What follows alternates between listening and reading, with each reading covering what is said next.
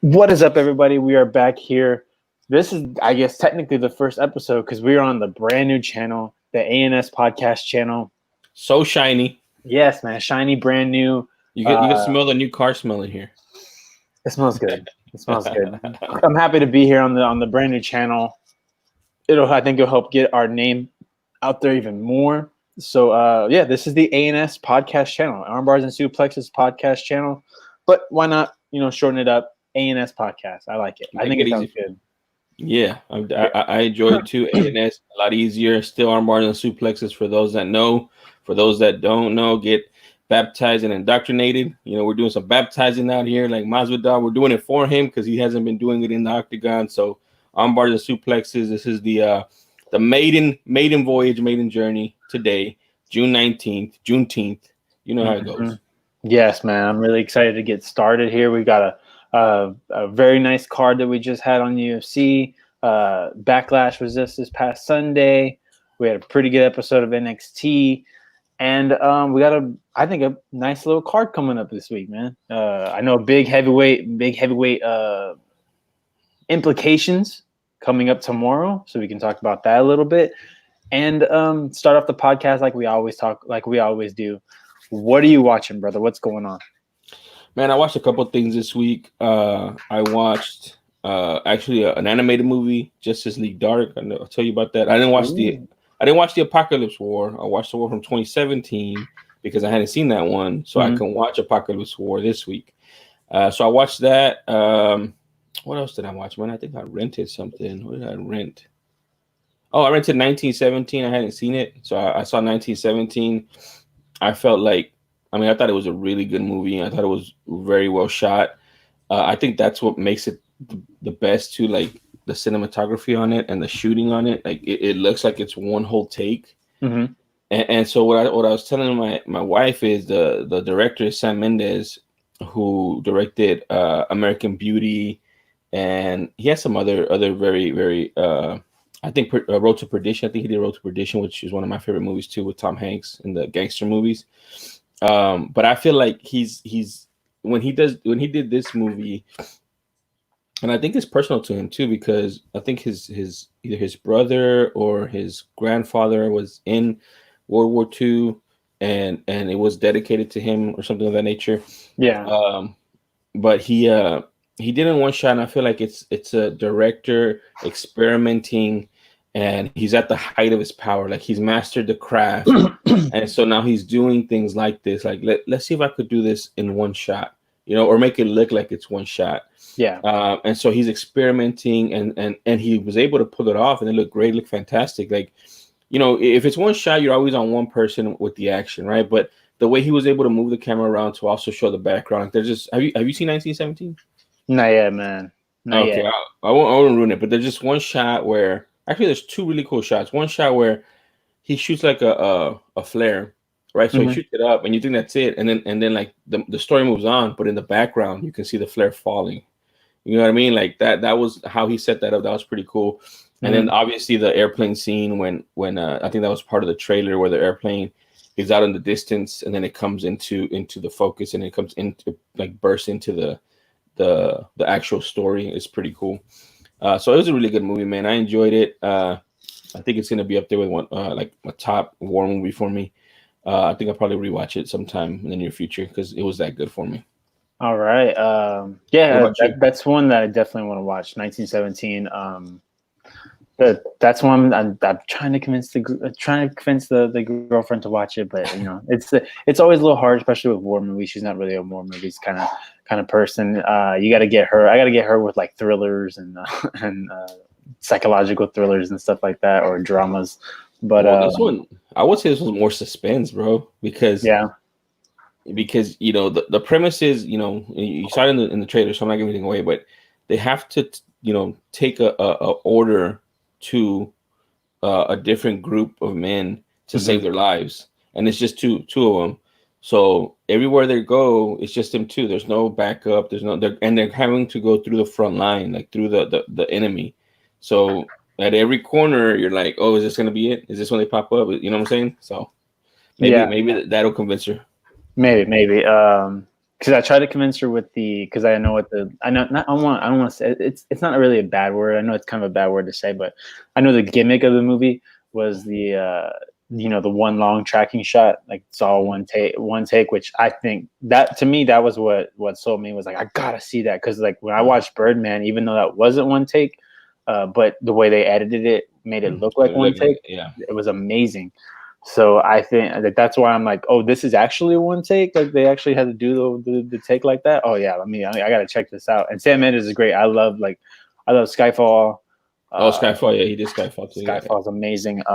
So That's yeah, the best Bond movie, dude. Oh, absolutely, without a doubt. All right, so this week I watched a few movies. I started off the week rewatching Avatar. Nice. Just because it came up on something, and I was like, oh yeah. And I remember seeing it whenever I got Disney Plus. I was like, I gotta rewatch Avatar, because I remember seeing it in the theater, loving it.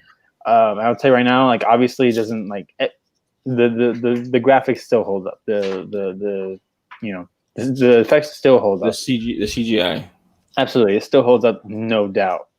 It doesn't look as great because I'm watching it on the phone, but I mean, I still enjoy the movie. I think it's fun. I'm not trying to think too hard on it, because I don't think it's really a thinking piece. It's just one of those movies that was like it was just James Cameron likes to push the envelope in terms of effects, and that's what he did. And I think it was good from top to bottom, and made me was like, oh yeah, I'll be down for a part 2. Then I watched The Craft.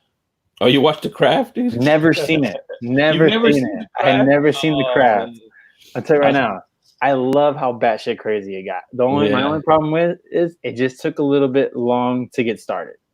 Like for them to actually start doing some magic. But once it got started, like Fairuza Balk is fantastic. Like she's going all out with it, and I love every single minute of it.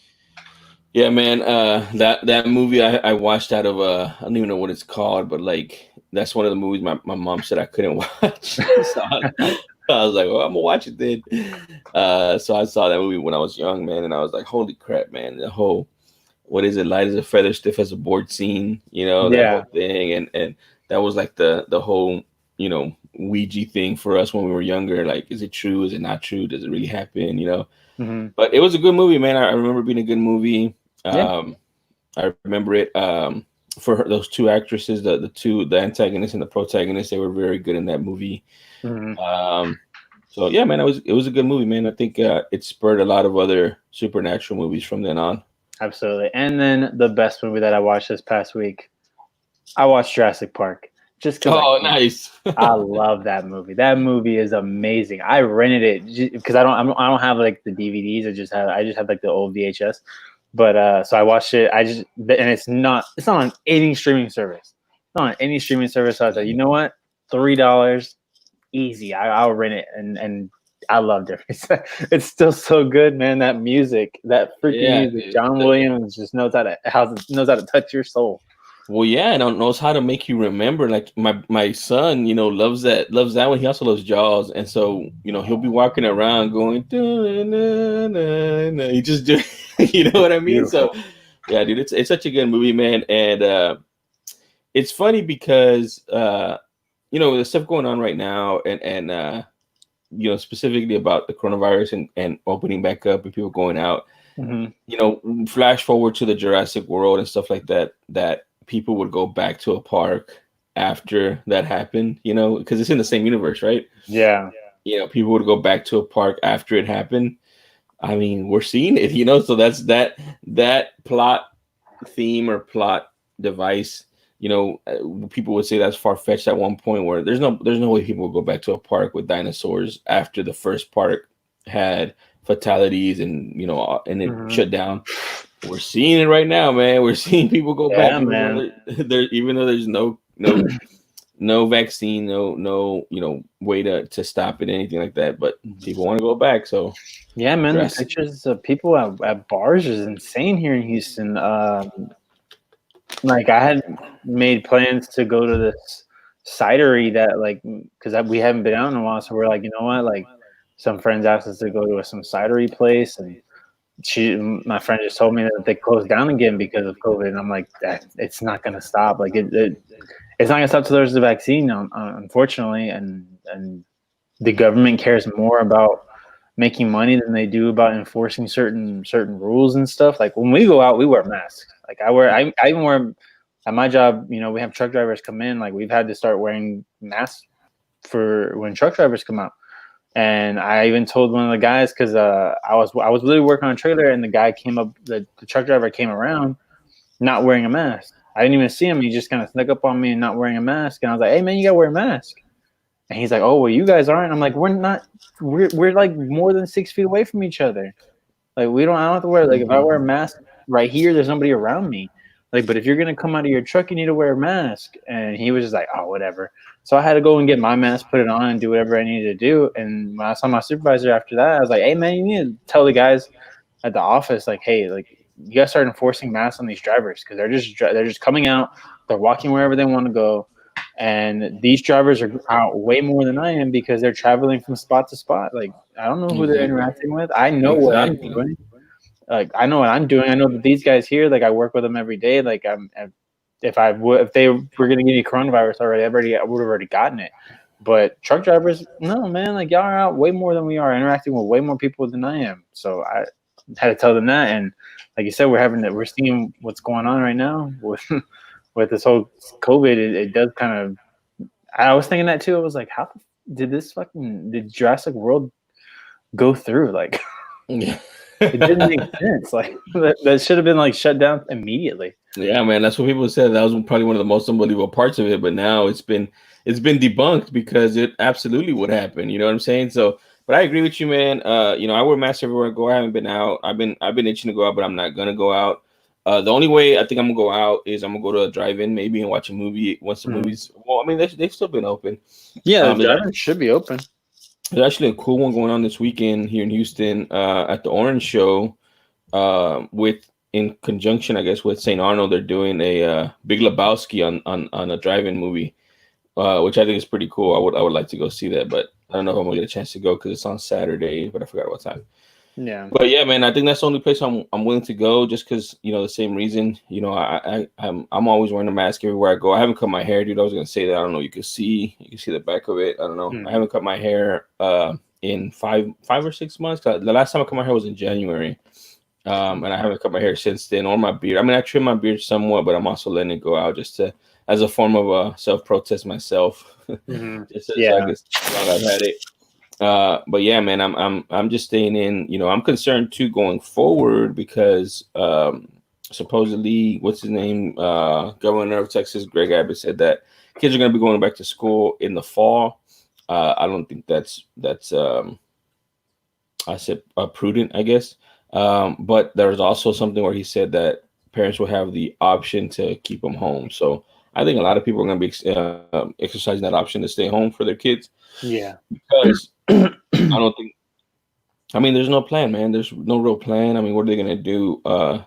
Check temperatures. Teachers are gonna check temperatures. Teachers aren't healthcare workers. So what happens if a child does have a higher temperature? I mean, they're gonna be in a line with 100 other children. Are those children exposed now? You know what I'm saying? Like, yeah, they're not mandating masks. He also put an order to prevent cities from mandating masks. So it's just wild right now, man. It's the Wild West with this coronavirus, and I'm just hoping we get a vaccine sometime soon. Speaking of the coronavirus, man, let's talk about the NBA. There's a lot of drama going on this week in terms of the NBA. So for people that don't know, the NBA and the players had decided basically that they were going to start back up. 22 teams were going to be heading to Orlando to the bubble. Basically, Disney's going to be paying their way, helping out where they can. And 22 teams are going to go. They're going to play, I believe, what was it, 6 games? 8. 8 games. They're going to play 8 games and then do the playoffs. And the 8 games are just for seeding because there's a few teams that are still vying for that 8th seed in the East and the West. I think mostly in the West, though. I think there's like 4 teams that are competing for the 8th seed. You have Portland, Portland, Memphis, New Orleans, and I want to say San Antonio, like the 7, 8 seeds are just they're kind of swapping around. And personally, I would like to see Memphis get the 8 seed. I think Memphis versus the Lakers in the first round. That'll just make. I think Ja will become a star. A star. He Yeah, I could agree. become a star immediately. But at the same time, I wouldn't mind seeing Zion versus LeBron either. Yeah, I Like, mean, dude, that's the money. That's the money right there. I think. the now and recent past versus the future right there, you know? Yeah, for sure. So those are definitely like that's what's going on. But basically, Kyrie Irving coming out and saying that he thinks that players shouldn't be playing because it's going to be a distraction from the Black Lives Matter movement that's going on right now, the social justice that's going on right now, and and there's a bunch. He basically came up with what's it called, the Players Coalition. Mm-hmm. The first call, I think he said he had like 100 people on a Zoom call, basically where they were all talking about what to do. And Dwight Howard came out and said that he thinks that playing is a mistake. Avery Bradley, 2 players on the Lakers, surprisingly. And then other things started coming out. So you have, I had heard, and I believe this is coming from Jay Williams. He's involved with the NBA. He talks a lot to a lot of the players. He had heard that the Zoom call went from 100 people to the next day dropping down to about 40, and then the next day dropping down to even less. And apparently it's because Kyrie has been coming out with some very wild things to say, basically saying like, "Hey, the NBA players should just leave the NBA and make their own league." And so that they can not be slaves to their owners anymore. I think I heard that when players heard Kyrie saying things like that, that's when they're like, okay, I'm out. Like you had me at the beginning. I'm not gonna lie. Yeah, and then there was also word coming out that if the players were to decide not to play after agreeing to this compromise, that if they weren't going to play, that basically they would have been ripping up the CBA. Yep. With the owners, meaning that everybody in the NBA wouldn't have a contract anymore. They would have to start from scratch. You had to go back to the table and start negotiating again. So, but then you constantly have players like Kyrie Irving, who I don't think understands what's going on, or he doesn't think about things going forward. He's more in the moment, in the now. He doesn't have a very forward thinking, and also he's also a flat earther. Well, yeah, I mean, but I think that personally, this also did give us Kendrick Perkins saying that if a bird had Kyrie's brain, it would fly backwards, which I don't agree with, but it's funny. It is funny. But there's so much stuff to kind of parse up here, man. So I saw I saw a tweet from somebody, and it summed it up with Kendrick Perkins. They said, "I've never seen so many opinions from a player that averaged 3.2 points in their career, like per game." But I like Kendrick Perkins, man. We actually, my team, not me personally, but my team that year, my senior year, we played against him in Beaumont Ozen in the regional quarterfinals in basketball. I was injured, so I did not get a chance to slam dunk on him because that's exactly what I would not have done. No. He's a bully. Dude, they were just throwing him the ball and he was just tossing it into. I think he had something like 34 points against us or something crazy like that. So, but I mean, I enjoy his commentary. He keeps it real. So a couple of things I would say about Kyrie Irving, man. Like I'm not on the fence, or I'm not on the side of he's crazy or he is crazy to an extent, but I mean, if he's you look Eddie at Bravo type. Well, yeah, I mean he is, but he makes a lot of sense in some things. Like he wants more revenue share for the players. I think that was really what came out was that he wanted more revenue for the players. And if you look at it, Colin Kaepernick, how was he looked at when he started doing the protesting? Right? He was ostracized. He was, some came to his defense, some players came to his defense, some didn't. Yeah. You know what I mean? Some went against him. Well, I think it was like 12. The initial number that knelt when Kaepernick knelt was 12. And then when Trump called them sons of bitches, Then A all lot of a more. sudden, 200. I think it was like 200 players were kneeling, and then Yeah. they kneeled once, and then they stopped kneeling.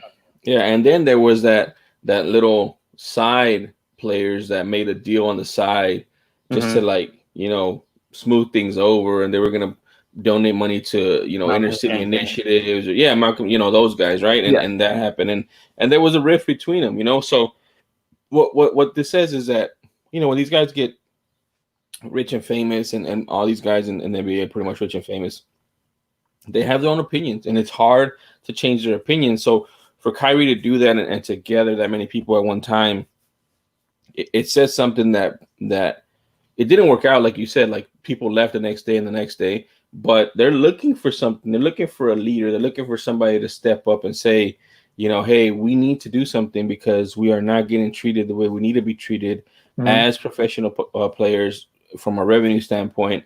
And Kyrie sees it as an opening and as an opportunity. Mm-hmm. Now, do I agree with him that it would take away from the Black Lives Matter movement? I mean, to an extent, it probably will, but at the same time, and I give credit, to Austin Rivers for saying this, because Austin Rivers has been a vocal. He hasn't been an opponent per se, but he's just kind of giving counterpoints to what Kyrie Irving has been saying. Yeah. And Austin Rivers said, yes, it might create a distraction, but sometimes a distraction may be needed. But also, we can get more money to be able to support our communities more. Some that don't have as much money as you, or things of that nature, or have already spent the money that they had, they can now use this money to support the community. And also, what bigger platform when everybody's eyeballs on you to protest as well. You can Mm-hmm. protest during, before the game, during the game, after the game. You can use your platform. Everybody's going to be watching it. There's no baseball, there's no Yeah. football, there's MMA, and that's about it. And MMA, like we said, like we've always said, is an acquired taste. Is not for everybody. But the NBA is going to be damn near universal, man. Everybody's going to be watching the NBA. Everybody, I mean, there's countdown clocks. I've seen people post about it almost on a day-to-day basis. July 19th is the date. So that gives you a bigger platform as well. So Kyrie does have some valid points, but he's also missing some points as well. Yeah. But I don't know, man. I mean, I agree with some of the things he said, but then also, I mean, if his peers are not agreeing with him, then that means he hasn't gained their trust and gained their, and he also hasn't proven his standing in the peer group. And it's difficult, man. Is it because he's always had issues, man? He's always had issues from Mm-hmm. gaining acceptance. And just because he's a flat earther, or just because he thinks differently. But I do like the discourse, man. I do like the conversation. I do Yeah. like that they're having these conversations, that they're no longer afraid to have these conversations. And then, one thing that I saw too, as a funny aside, is, apparently there was a group chat with a bunch of players in there where they were going back and forth, and he left the chat because he got upset that they leaked something. So he left the chat. Yeah. And I just think, oh man, that's like so classic Kyrie Irving right there, dude. Like, Yeah. Well, it's like, and Shannon Sharp said it on Undisputed. Not every superstar is a great leader. Just because you're a Yeah. superstar doesn't necessarily mean you're a great leader. Kyrie has shown that he's not a leader of men. He's not a guy who can put a team on his back and carry them to where they need to be. Henceforth, look at not only I won't even bring up Cleveland because Cleveland was bad. Look at that team in Boston when that first year he was there. He got injured, and they go all the way to the conference finals in the playoffs. The next year he's fully healthy, and they get bounced in the first round. Like it's I think he's not a leader, and so that means on the court and off the court I don't think he's a leader.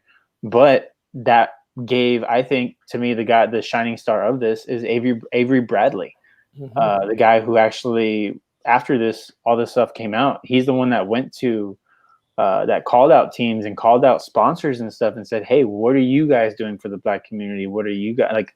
I want to see like actually what you are doing." I think that's the kind of person that's going to take. And he might not want to play. He might want to play. It's up to him. But I think he's the big one, and then he's over there with the biggest social justice guy in the NBA, in LeBron James, on the same team. Like, I feel like they could really put their heads together, figure out the best way to do it. Because if you think that LeBron's going to be playing a game at the end of the game and just answer basketball questions and then leave, he's never been like that. He's the reason that we have the quote "shut up and dribble," because Lauren Ingram couldn't handle the fact that he was speaking his mind. Mm-hmm. And then don't forget that a couple weeks ago, Drew Brees caught shit, and she said he's giving his opinion. It's the exact same situation, but it's because Only of the white difference. player. Because of the white player, he's voicing his opinion. But because it was the black player, he needed to shut up and dribble him. Yeah. So you think LeBron's going to keep his mouth shut during the entirety of the NBA playoffs? I don't think so, honestly. Yeah, I don't think so either. And I don't think the NBA would do anything to stop them or silence them or try to. Nope. They just know that this is, they read the room. They know what's up. Yeah, Adam Silver's always been on the side of the players. In terms of the social justice. So yeah, so that's what I'm saying. Like, I guess in that sense, Kyrie didn't read the room. Like, I guess he wants a lot more done, and it takes time and progress. And there's been progress, for the most part, especially with LeBron and how outspoken he is. But it's just interesting, man. It's just interesting. There's different, like they always say, there's different ways to skin a cat. Kyrie wanted to do it one way. He got a little bit of momentum, and then it just, the air got out of it. Yeah. But I do believe it's going down. I do believe it's going to happen. Maybe Kyrie doesn't play. Maybe he sucks it up and says, "Yeah, I'll play," and then they use that platform, to advocate for more social justice and Black Lives Matter, and it ends up being a great thing, in this shortened NBA season, in this crazy time. And one thing too, real quick, I want to talk about the bubble. You saw too that the teams have been broken up by seeding.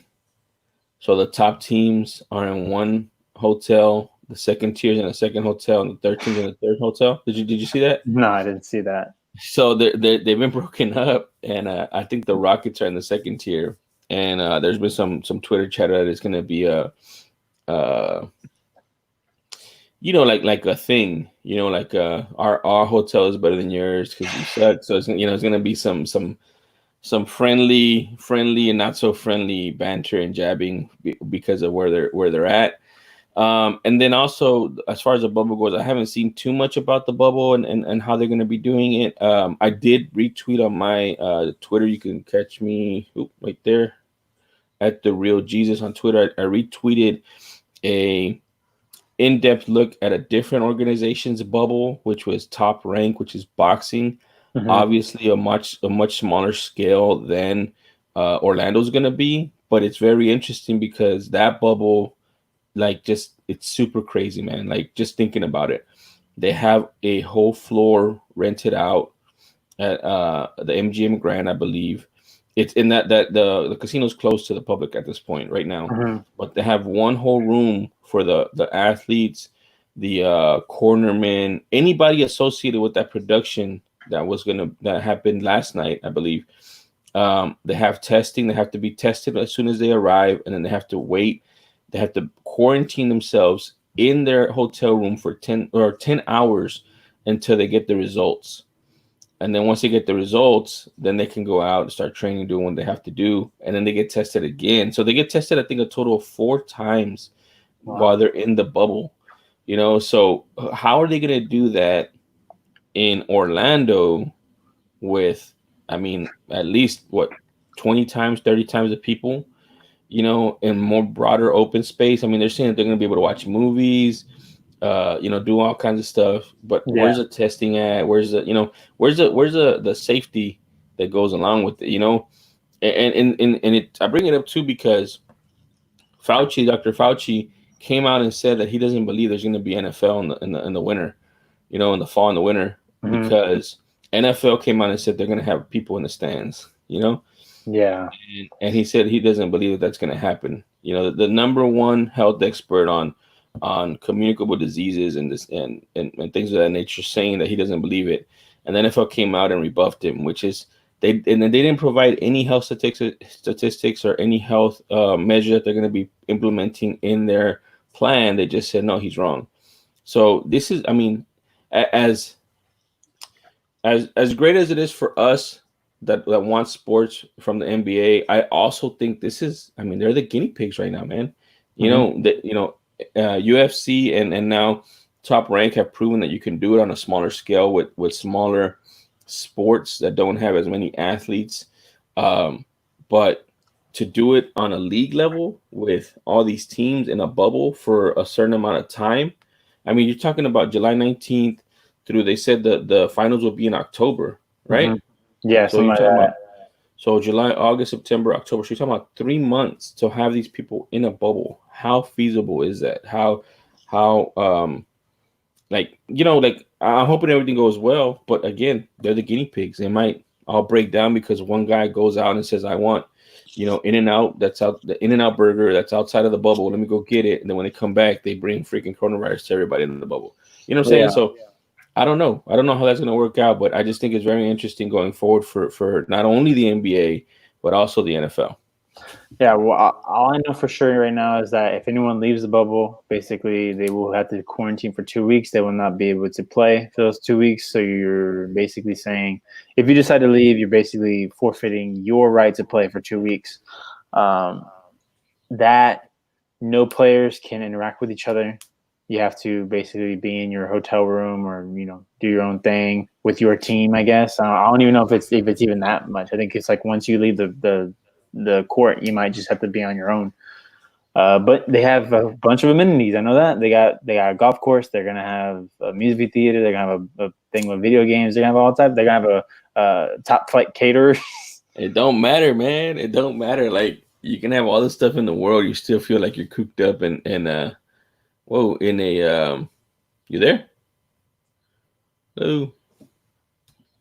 Let me see. Sorry about that. All That was right, I me. was That like, was me. whoa. No, we're still good. We're still good. I'm saying you're still gonna feel like you're cooped up and in a cage, basically. It's just a very big cage with a lot of Yeah. amenities, I mean, yeah, absolutely. I mean, look at all the celebrities are going crazy, and they live in gigantic mansions.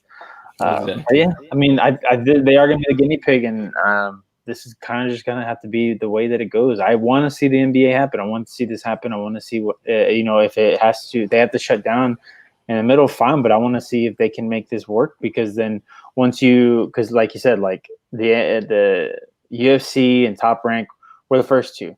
Now you're also having tennis about to start up again.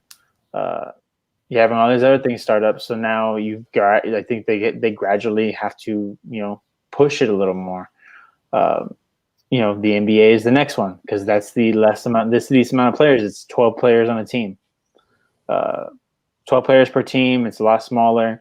The next one is the NBA. I don't think the MLB is going to get done because Rob Manfred is a joke and Oh he yeah. can't get the owners together. I don't even want to get into that because I was gonna say, do you want to get into that, man? Because not that's even, that's that's a an lot. S show. That's a big, cluster fork. Yeah. And yeah, it's just ridiculous. And then the NBA, the NFL is going to be the next one to see how it goes because even though we haven't mentioned it, the wrestling WWE they've been doing theirs and they recently had a test come back positive, but they were able to nip it in the bud and were able to resume. They missed 1 day of tapings. That was it. So they have those guys. They have the wrestling. They have WWE that's able to figure it out. AEW is able to figure it out. So yeah, the next one is the NBA. Can they figure it out? And then after that, we got to move on. Can the NFL figure it out? I think the NFL is the one that, if the NBA pulls it off, I still don't think the NFL will be able to pull it off. It's too many players. There's It's too many players. 53 players per team. There's no where you're going to house all these people. If you're going to do a bubble, you can't do the bubble. It's too many. Well, I think they would have to do like 4 bubbles for each Mhm. division or something like that. I don't know. Like And both in it, both both West divisions. So you have the mhm. NFC and the AFC West divisions, or whatever, something like that. I don't know. well, they play certain divisions, right? But maybe what they could do is, and I don't think they. I mean, they can do whatever they want. They own the stadiums. There's Yeah, no concerts, but maybe they can do like bubbles and they can split the season up into fourths, and yeah. then have two weeks in between, and then change bubble. You know what I'm Mhm. saying? To quarantine, and then you change bubble, then you play a whole new set of teams. You know what I'm saying? Like, you have to get creative, man. Like, it's not gonna be the same. It's not gonna be, and if they think it's gonna be the same, they're so far out of touch, man, from reality. They're not. You're not Yeah, just gonna muscle the coronavirus. You're not just gonna muscle, all these health issues. You're not just gonna muscle it and say we have money. We're just gonna throw money at it, or we're the NFL and we're gonna do what we want. No, man. You gotta like be creative, man. Like I commend the NBA for being this creative, man, and even attempting to have a season, to finish their season. This Yeah.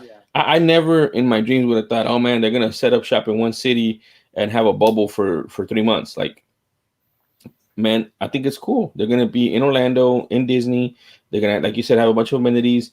It's not ideal by any stretch. Like I said, those guys are gonna be there for 3 months. They're gonna be by the month 3, they're gonna be pissed off, man. You know what I'm saying? Like they're gonna be irritable. Yeah, and they're only going to have, I think, 1 month off, and they're going to try and start up again in December. In December, yeah. So I don't know, man. I mean, it's just the NFL is not, and the thing is, they have the runway, man. They have all this time to try to figure it out and try to make things happen, and they're digging their head in the sand and saying, no, we're gonna be normal, and that's not gonna happen, man. At least in my opinion, I don't think it's gonna happen. If it does happen, it's a health risk for all these players, for everybody. I mean, you think about just the players of 53, then you got the trainers, the ball boys, the refs, the production and the production for NFL game is way more intense and in depth than the NBA. You know what I mean? Yeah. They have way more people there.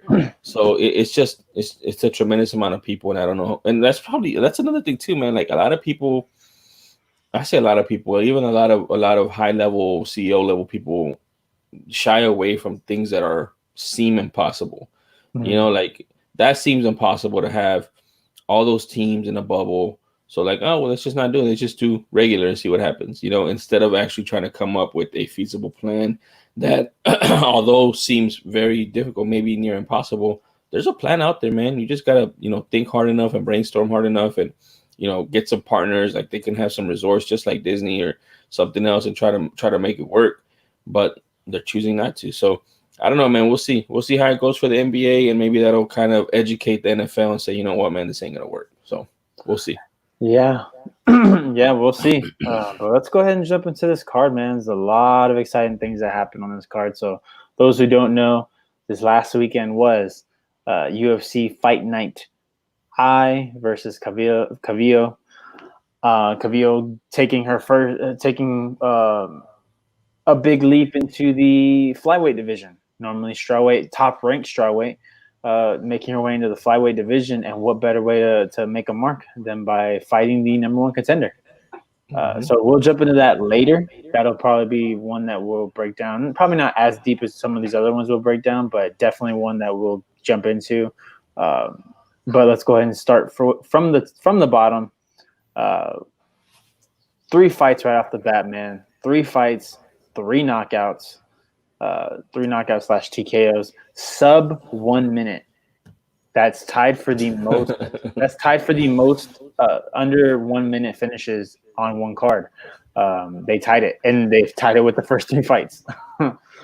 Yeah. So I just a quick, aside on this. I want to talk about it. I don't know when to talk about it, but I want to call this. I'm officially christening and dubbing it the small cage era, just like the juice ball era in MLB or the dead ball era in MLB. This is the small cage era, which is equivalent to the juice ball.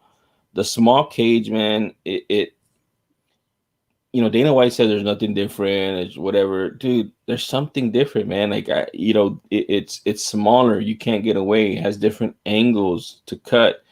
I mean, it's just it forces them to engage, man. And I liken this to, I don't know if you remember this TV show called The Contender back in the day. There was a show called The Contender. The boxing It was show, a right? boxing show. They specifically made a small ring, because they wanted the action in their boxing. And that's always boxing it's crazy because there's no official ring size there. It's always negotiated. The guy with power wants to have a small ring. The guy with better footwork and less power and more boxing wants to have a big ring to have more space to work in. That's always been the case.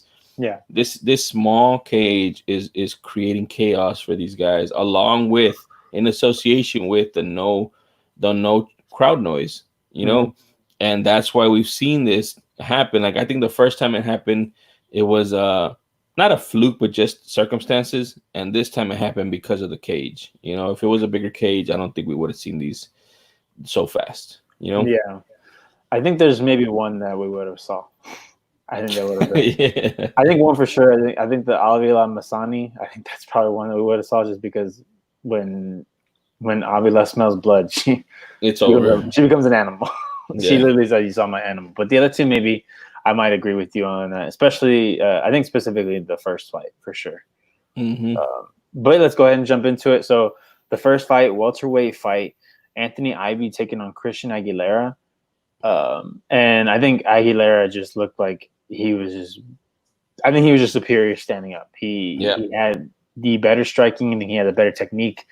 And he rocked as soon as he rocked Ivy. I mean, he didn't let up. He just kept hitting him.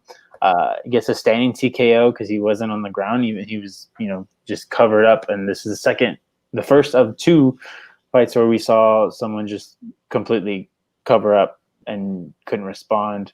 Mm-hmm. But Christian Aguilera looks good for this one. I don't know much about these two guys, so I think they're both making their debut, if I'm not mistaken. So definitely a good way to get Dana's eyes on you, man. That's the best way to explain it. Now you got Dana's eyes on you. What are you gonna do with it? Yeah. So just so you know, I know you hate it, but Christian Aguilera has 3 other jobs. That sucks, man. Yeah. So, I mean, it sucks, but it also says a lot about him, man. I mean, he was able to do this on his debut in the biggest show. So, I mean, the hard worker, man. While holding down 3 jobs, I mean, hey, that means he belongs. So, I definitely want to see more of him. Absolutely, man. I hope we do. I'm looking. Christian Aguilera got the $50,000 bonus. There you go. So I'm happy he did, man. We had 4 bonuses on this fight, and we'll say who it was. But Christian Aguilera, I'll say, definitely deserved that bonus, without a doubt. Next one, another bonus winner, Tyson Nam taking on Zaruk. I'm gonna try to not butcher the last name. Zaruk Adeshev. There you go. Bantamweight. Tyson Nam, they're mentioning that he's had some tough fights with some guys, and he finally got this big knockout. And when I say big knockout, I say big. And I got tricked when I watched this in real time because I thought the first punch knocked him out. It was the ground punch going down, landed right on the button, out like a light. Yeah, well, but that first one, I mean, that one rocked him and it put him down, had him on skates. Yeah, you're right, dude. That second follow up, I mean, that's usually what does it anyways, because they're out of it, discombobulated, and then they just get rocked on the ground, dude, and your head doesn't have anywhere to go. So big punch, big knockout for Tyson Nam. He was on a 2-fight losing streak. He lost to Kai Kero France in February, and then before that, he lost to Sergio Pettis in September. Yeah, both by decision. Like we said, he's been part of some tough fights. They were tough fights. I recall both of them. So it's good to see him get a knockout. And again, they were basically, if you look at his record, 17-11. He was 16-11 going in. They were using him to try to build up Adeshev because Adeshev was 3-1. But it just didn't work out that way. Tyson Nam has a lot of power in his hands, and he showed it off in this fight. Yeah, and I think the way he landed that punch is beautiful, man. When he literally just he just went with the flow with that leg kick. Because Zaruk throws a leg kick, he kind of eats it, and then right away that punch comes in and he must have saw something where he wasn't putting his hands up, or maybe when he was throwing a kick, he puts his hands down, and that punch because it went right down the middle. It wasn't a uppercut. It wasn't anything crazy. It was just right down the middle. Wow, and put him down, and then the last one put him out. There you go, man. That's exactly how it happened. I mean, we're gonna see more of him, especially because it was exciting, and so quick. So, like I said, man, bantamweight is the division to be in, man. New lightweight, dude. Last year we were looking forward to lightweight and welterweight. This year we're looking towards the bantamweight division. It's so much fun, man. It really is. Yeah. Especially now that title is open and free. Supposedly, I still think he's a champ. Triple C champion. Yeah, but unfortunately, Dana's in POS. can't pay his fighters. But we've already gotten into that many a times. He's out there bouncing checks and stuff, or what? It seems like it, man.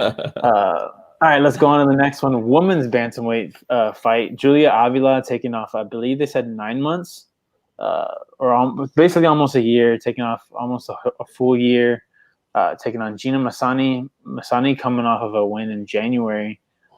And I don't know, man. I think what it was, and I think Paul Felder hit it right on the nose, that knee to the body. Yes, that's Masani what felt started. that knee, and she said, I don't want this. I don't want Mhm. the smoke. Yeah, dude, you could tell. I mean, she didn't take the knee well. She didn't take any punches well, honestly. Mm-mm. I don't know if Julia Avila has that much power, but it looked like she was a freaking beast out there with everything she was hitting her was affecting Mazani. So, but like you said too, she felt the blood in the water. She smelled it, and then she went after it and just, I mean, like blister basically. You Yeah, know? she's the raging panda for a reason, I guess. Yeah, yeah, exactly. That's a great name, man. That is a great name. That's gonna go up there in one of the top nicknames. It's not the best of the night, though. It's not the best No, nickname of the night. We'll get to that one. we'll get that one. But yeah, dude, great knockout, man. It just felt like Mazzani was not on the level of Avila, which is crazy because, like you said, she has a win. She was coming off a win in you said January or February? January. They In believe it's January. So she was trying to build some momentum. She ran up against a buzzsaw. Man, we need to see more of Judy Avila, man. Yeah, one second. I need to turn this damn fan off. All right. Next up was a catch weight.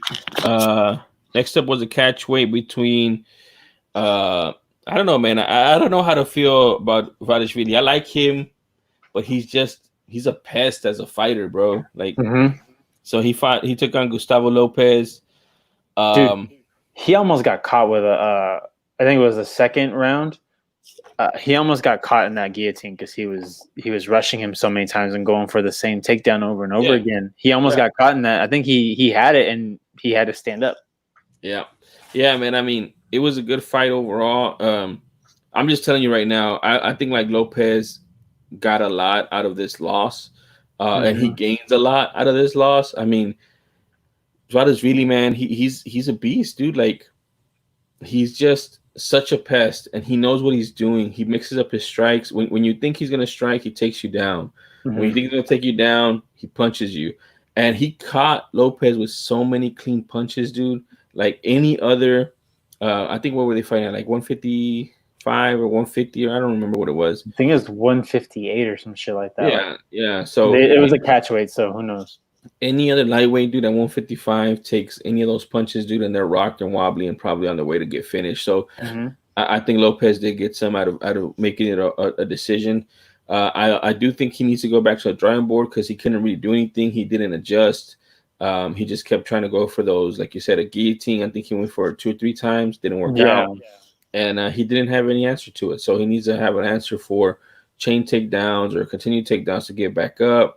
Or use his jiu-jitsu to help him get back up, you know. But big win for Vadishvili. He's back.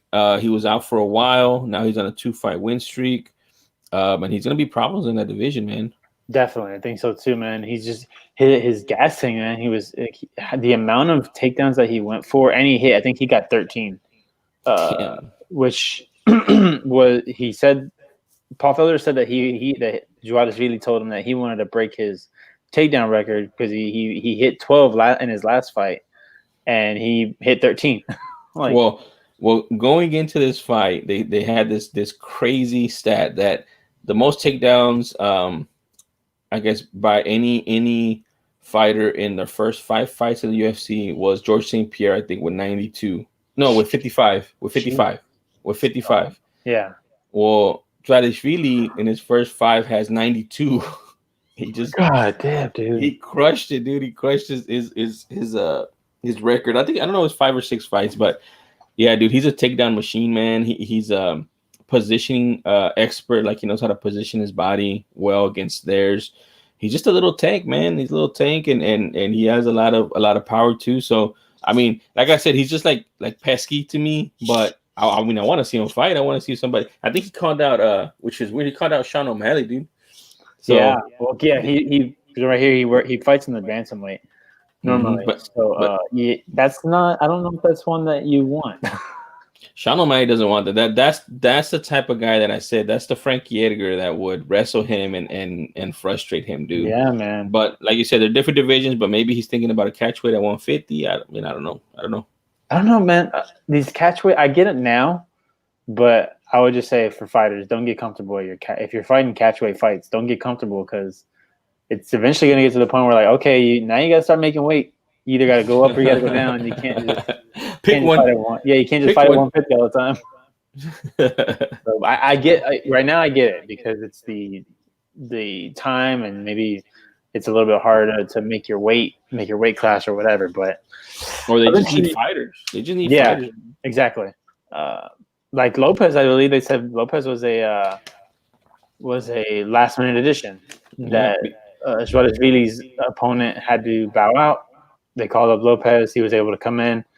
Like I said, he wasn't even near the level of Schwartzweiler, but this is, I think, one, it looks good because, like I said, if you take a fight on short notice, Dana's going to most likely call you again. But also because, you didn't get finished. You took some crazy hits that you probably should have got knocked out with. You almost caught Schwartzweiler at one point. He was able to get out of it, but I think after that, like Schwartzweiler said, okay, I'm gonna go in with a different tactic. I'm not just gonna dive in head first because there are a few times in a row he just dove in head first, and then Lopez almost got him with that guillotine. But like you said, that's kind of all the offense he had. That's all he had. All right, let's go to the next one, man. Hannah Cifers coming off of a short notice. I guess when you get tapped out like that, you're able to bounce back. But Maria Agapova. And this was at flyweight. Hannah Cifers normally a strawweight. She was severely just outmatched because of length. Yeah, dude, Agapova was super long, but the thing is, dude, that yes, she's long, but she knows how to use it, man. Mm-hmm. Like she uses it to keep her opponents at a distance; they don't get close. And she just picked her apart, dude. That's all she did. She just picked her apart. Yeah, and this is like we said against Dern, that wasn't her element. Going to the ground wasn't her element, but this was supposed to be Cifers' element, and she just had no answer for Agapova. And when you're that size and you're going to go up to flyweight, obviously she's not normally a flyweight fighter, so you can kind of give her a little bit of slack. But dude, and she was not afraid to bang. Like she was in there. Yeah. She went in there and she tried to close the distance, but it's hard to close that distance when you have someone who's so much long. I think it was like a 7-inch reach advantage. Agapova, which is crazy. Yeah, dude. And not only that, but that's on the arms, but the legs have reach advantage too. And Agapova was using leg kicks as well. Mm-hmm. Very, very well. But to give credit to Hannah Cifers, she is a gamer. She's a fighter. She didn't give up. She was in there trying to make something happen against an opponent that had reach advantage, weight advantage, power advantage. She was just a much bigger opponent than Cifers has probably fought in a long time. But I mean, this is 2 losses in a row for Cifers. This loss, I would say, is probably a better loss than the Dern loss. Actually, this is 3. Oh, this is 3. She lost to Angela Hill before the Dern fight. Yeah, so it's not looking good for Cifers, man. Yeah. From a standpoint of being competitive in any fight, she's just gonna be. I don't know, man. Maybe she's just that type that hey Dana, whenever you need a fight, just call me and I'll fight. Whatever weight you need. For Agapova, man, I think this is her second win because I remember seeing her recently too. I don't know, but she did get the performance bonus. This was the third of the four performance bonuses because she hit that head kick on Cifers, knocked her down, and even I was saying it, and even Paul Felder was saying it because she pushed her up into the cage. She was, and I was saying, "What are you doing? Pull away from her. You have the advantage." But then she jumped on her back, man, and that was it. That's where we saw her, man. We saw her on Dana White Contender Series. And she lost to Tracy Cortez in a very, very close fight. Yes, that's close fight. Dude, so now I realize why I thought she looked familiar. Yeah, so after that she went on to win 2 in a row in Invicta, and then this is her first one in the UFC. So she's on a 3-fight win streak, 2 outside of the UFC, and then this is the first one. That's why I remember seeing her as well. Yeah, and she looked good too. But Tracy Cortez. Cortez is a top flight wrestler. Yeah, she just wrestled the crap out of her but she did take damage though. You remember her face. Oh yeah, that was one I didn't know the result. I was hoping Tracy for obvious reasons, but yeah, that wasn't one that I was expecting. I was wondering why she looked so familiar. Yeah, there was the tattoos. I was like, yeah. All right, man. Like, cool. And she's young. She's so young, dude. She's like 25. No, she's 23. She's 23. Yeah, she's 23. That's what I'm saying. She's young. So yeah, man. I think Tracy's 25. Yeah, Tracy's 25, I think. Which I'm waiting for her to fight, man. Waiting for her to fight. All right. Moving on. Next one. This is a good fight, not because it was close, but because I think Mark De La Rosa, even though I didn't like him in his last fight, I think he had a lot. He learned a lot in this fight. So this is Jordan Espinosa taking on Mark De La Rosa. Those names, man, when Paul Felder and Fitzgerald kept saying those names, I kept getting confused because Espinosa, De La Rosa, it sounds so close. But Jordan Espinosa. All right, so if Mark De La Rosa doesn't do what he did in that first round, this is a much closer fight, I think. Mm-hmm. But literally, he just took elbows and punches to the face, going for a single. It reminded me of Juan Adams. Yeah. Going for the takedown, didn't get it. He just took a bunch of damage. The only difference is it didn't get that the ref didn't call it because they were still standing. But that wasn't a smart way to fight, I would say, for De La Rosa. But the dude took a lot of hit. This is similar to the Lopez one, where he took punches that probably would have knocked out anybody else. So you have that to go on. And you know what? And you kept moving forward, and you almost. There were a couple of times I was like, "Oh no, is he gonna finish? Is he gonna finish him?" But and get the surprise win, but not quite. But I think you can go to the draw because I remember De La Rosa's last fight. I was not impressed. I think he got knocked out pretty quickly. No, he got De La Rosa. Yeah, I think De La Rosa got knocked out pretty quickly in his last fight. So I was like, this guy. I'm not expecting much from him. So he did impress me because he didn't get finished, even though he should have been finished. So go back to the drawing board and figure something out and change and adapt. Yeah, well, I think too. This was Espinosa's first fight at bantamweight. He's been fighting at flyweight. Mm-hmm. He had 2 losses in a row at flyweight. One to Alex Perez, which we saw I think like 2 weeks ago. To that he won by leg kicks. Yeah, and then he lost before that to Houston's own Matt Danger Schnell, also by submission in the first round. So he has a hole in his submission game. And De La Rosa obviously wasn't trying to. Well, maybe he was trying to submit him, so he kept going for that leg. They say he's a black belt. Yeah. So, but Espinosa was moving up in weight from flyweight to bantamweight. He looked good. He reminded me like bigger than De La Rosa too. Yeah, he reminded me of a bantamweight. What's his name, man? Barboza. As far as speed, mobility, angles, that's kind of what he reminded me of in this fight. I mean, but he won the fight, man. He won the fight. Good fight at bantamweight for him. I would like to see more. I don't even know about flyweight or at bantamweight. He looked really good at bantamweight, man. He looked really good at bantamweight. Stay there, man. I think when you're taking losses at one division and you move up and you look impressive to the point where you literally, I think on 2 judges' cards he was 30-26 and 1 judge's card he was 30-25. So when you handily beat a guy to the point where they're not even giving him 9s. They're not giving him 9s. I think at one point they gave him that means that they gave him a 7. At one point. So and I agree.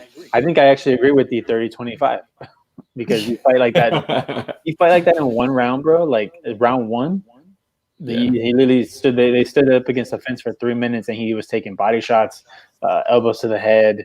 That's not smart. Not a smart fight, dude. I mean, he was blocking the punches with his face. So yes. So, but I will, like I said, De La Rosa, you figured out that you're tough as hell. So go back to the drawing board and just learn to adapt. Because you catch somebody eventually. Yeah, better game plan, man. Better game plan. All right, I'm gonna describe this next fight. This next fight was like we were in like middle school and high school. and you would like see people fighting. This is what this reminded me of, because these guys were trying to kill each other. They're trying to knock each other's heads off, and this is at bantamweight. And that is Andre Touchy Feely, the best nickname on the card. I feel like we're going to start doing that from now on. Who has the best nickname on the card? I like it. I like it. Touchy Feely is definitely the number one with Raging Panda underneath it. Well, let's say if it was a bracket, he'd be the number 1 seed. Raging Panda would be the number 2 seed. All right, but don't sleep on this next one.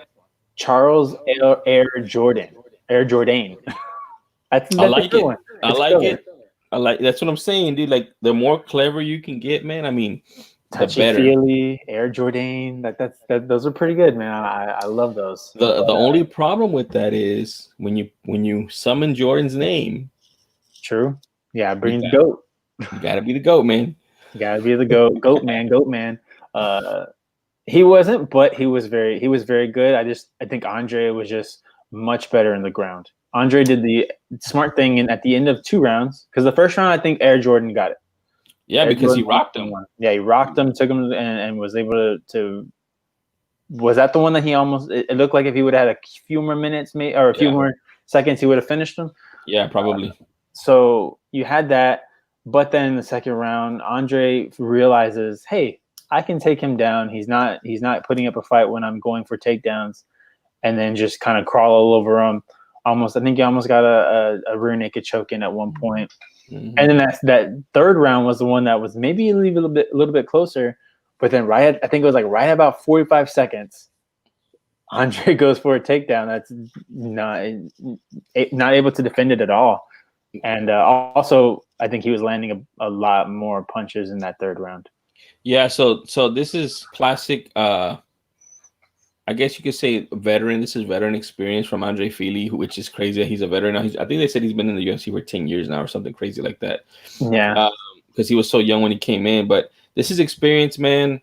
This is him realizing that he got caught in the first round and maybe it's too risky to be standing with this guy.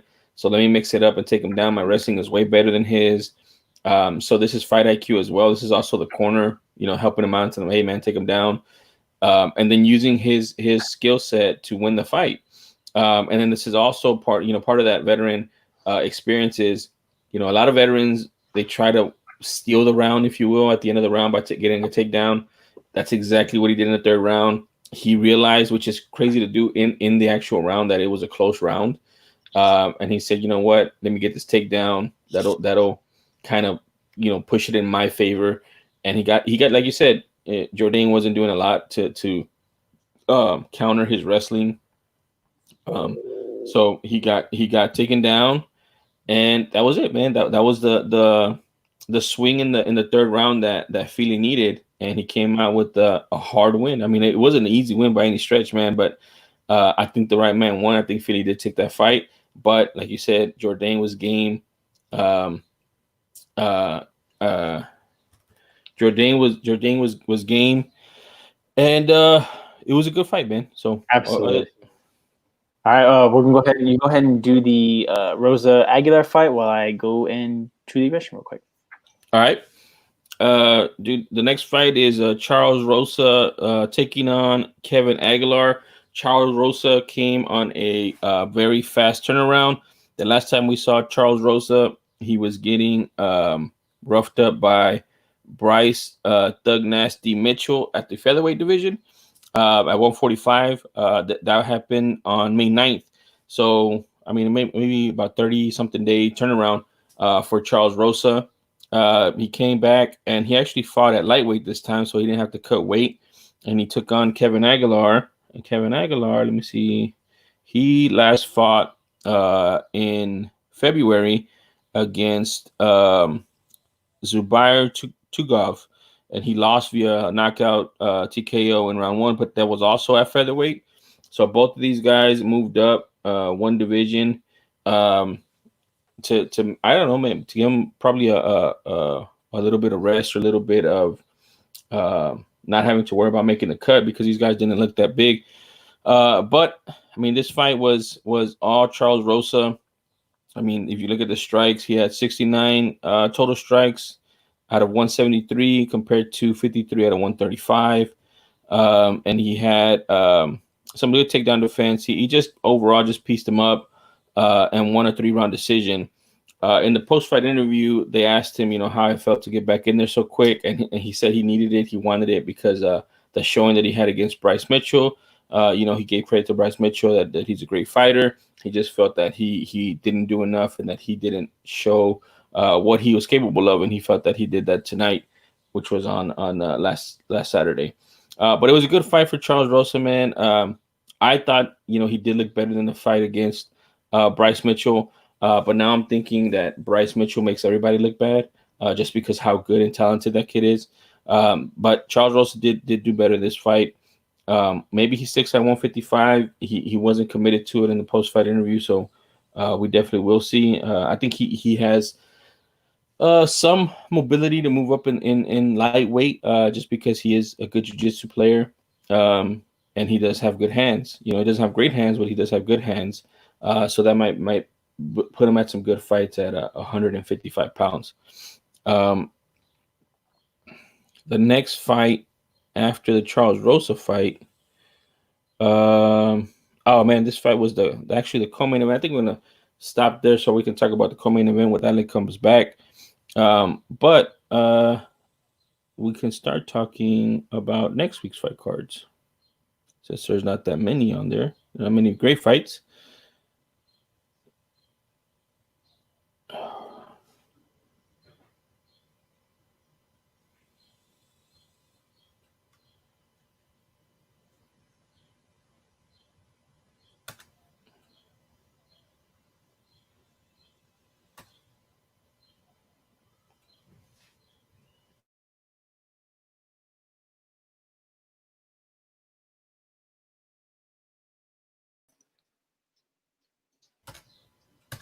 All right, All right, I'm back. What's up, guys? Sorry about that. We both had to step out for a second, but we're back. How did the Charles Rosa fight go? Split decision. I know that. Yeah, I just went over it, man. Both these guys are moving up from featherweight. Charles Rosa fought on about 30-something days. Last time we saw him, he fought against Thug Nasty. And he looked good against Kevin Aguilar. Last time Kevin Aguilar fought, he fought against Tugov in February, where he got TKO'd or knocked out, also at featherweight. So both these guys are moving up to lightweight. I think Rosa looked better, man, than he did against Bryce Mitchell. I think he deserved the win. And he just basically said in the post-fight that he didn't like how he performed against Bryce Mitchell. But looking back at it, I was saying that Bryce Mitchell, now it looks like he makes everybody look bad just because of how talented he is. Yeah. So I think if Charles Rosa wants to stay at lightweight, he has some he has a good skill set. He has some hands. He has some jiu-jitsu to probably make a little bit of a move in there versus at the featherweight, because he's going to come up against that buzzsaw of Bryce Mitchell. Aguilar, on the other hand, he's 2 losses in a row, one in February, one in June, one at featherweight, one at lightweight, one in February, one in June. I mean, he has to go back to the drawing board, man. His skill set isn't working right now for the UFC, so maybe they cut him. We'll see. I don't know, man. I don't know. But let's go to the co-main event. Middleweight bout, Carl Roberson, Marvin Vettori, and there is a lot of bad blood between these two. So for those who don't know, they were supposed to fight in May. They're supposed to fight in May, but Carl Roberson, he didn't make weight. That made Vettori very angry, and then he had to pull out of the fight for an injury or some kind of issue. Which, well, it was the cutting weight. Okay, so yeah, he basically was like to the point where he couldn't fight, so they called off the fight. So there's a video that UFC posted of them two in the hotel lobby, and security basically had to escort Vettori out before anything happened. So fast forward to now, Carl Roberson still doesn't make weight. Vettori is still very upset about it. But this time he's able to take his anger out on him, gets the submission in the first round. Impressive for Vettori. It's a good win, I think. You got to get your hands on a guy that you don't like, and they kept talking up that he has a split decision. He's the one who has a split decision loss against Adesanya, which is very, very impressive. That was a good fight. I went back and watched that fight before this fight just to see. I mean, I remember watching that fight. Originally. He looked like a big dude. He was taking punches because Adesanya's such a great striker. He was taking them well, but he was also giving back. It was a split decision. I would have gave it still to Adesanya. But like you said, so much history with these two guys. Roberson didn't make weight. Why they had an altercation in the hotel lobby was because Roberson or Vettori was probably talking mess because he's an outspoken dude. Mm-hmm. Roberson talking mess back and basically wanted to fight him. And Vettori got even more upset right there, saying, "You want to fight me here, but you can't fight me in the octagon," which is true. Mm-hmm. Like, how are you gonna do that? Yep. I lost on a paycheck because of you. And then he doesn't make weight this time. And at this point, people were saying that he was trolling Vettori, that he wanted to beat him, that he wanted an advantage over him for all the mess talking. And in the end, it ended up costing him because it looked like he was getting tired already, man, in the first round. So Vettori was striking with him a little bit, then takes him down and beats him up. And he gets the W, man. That's a big W for him.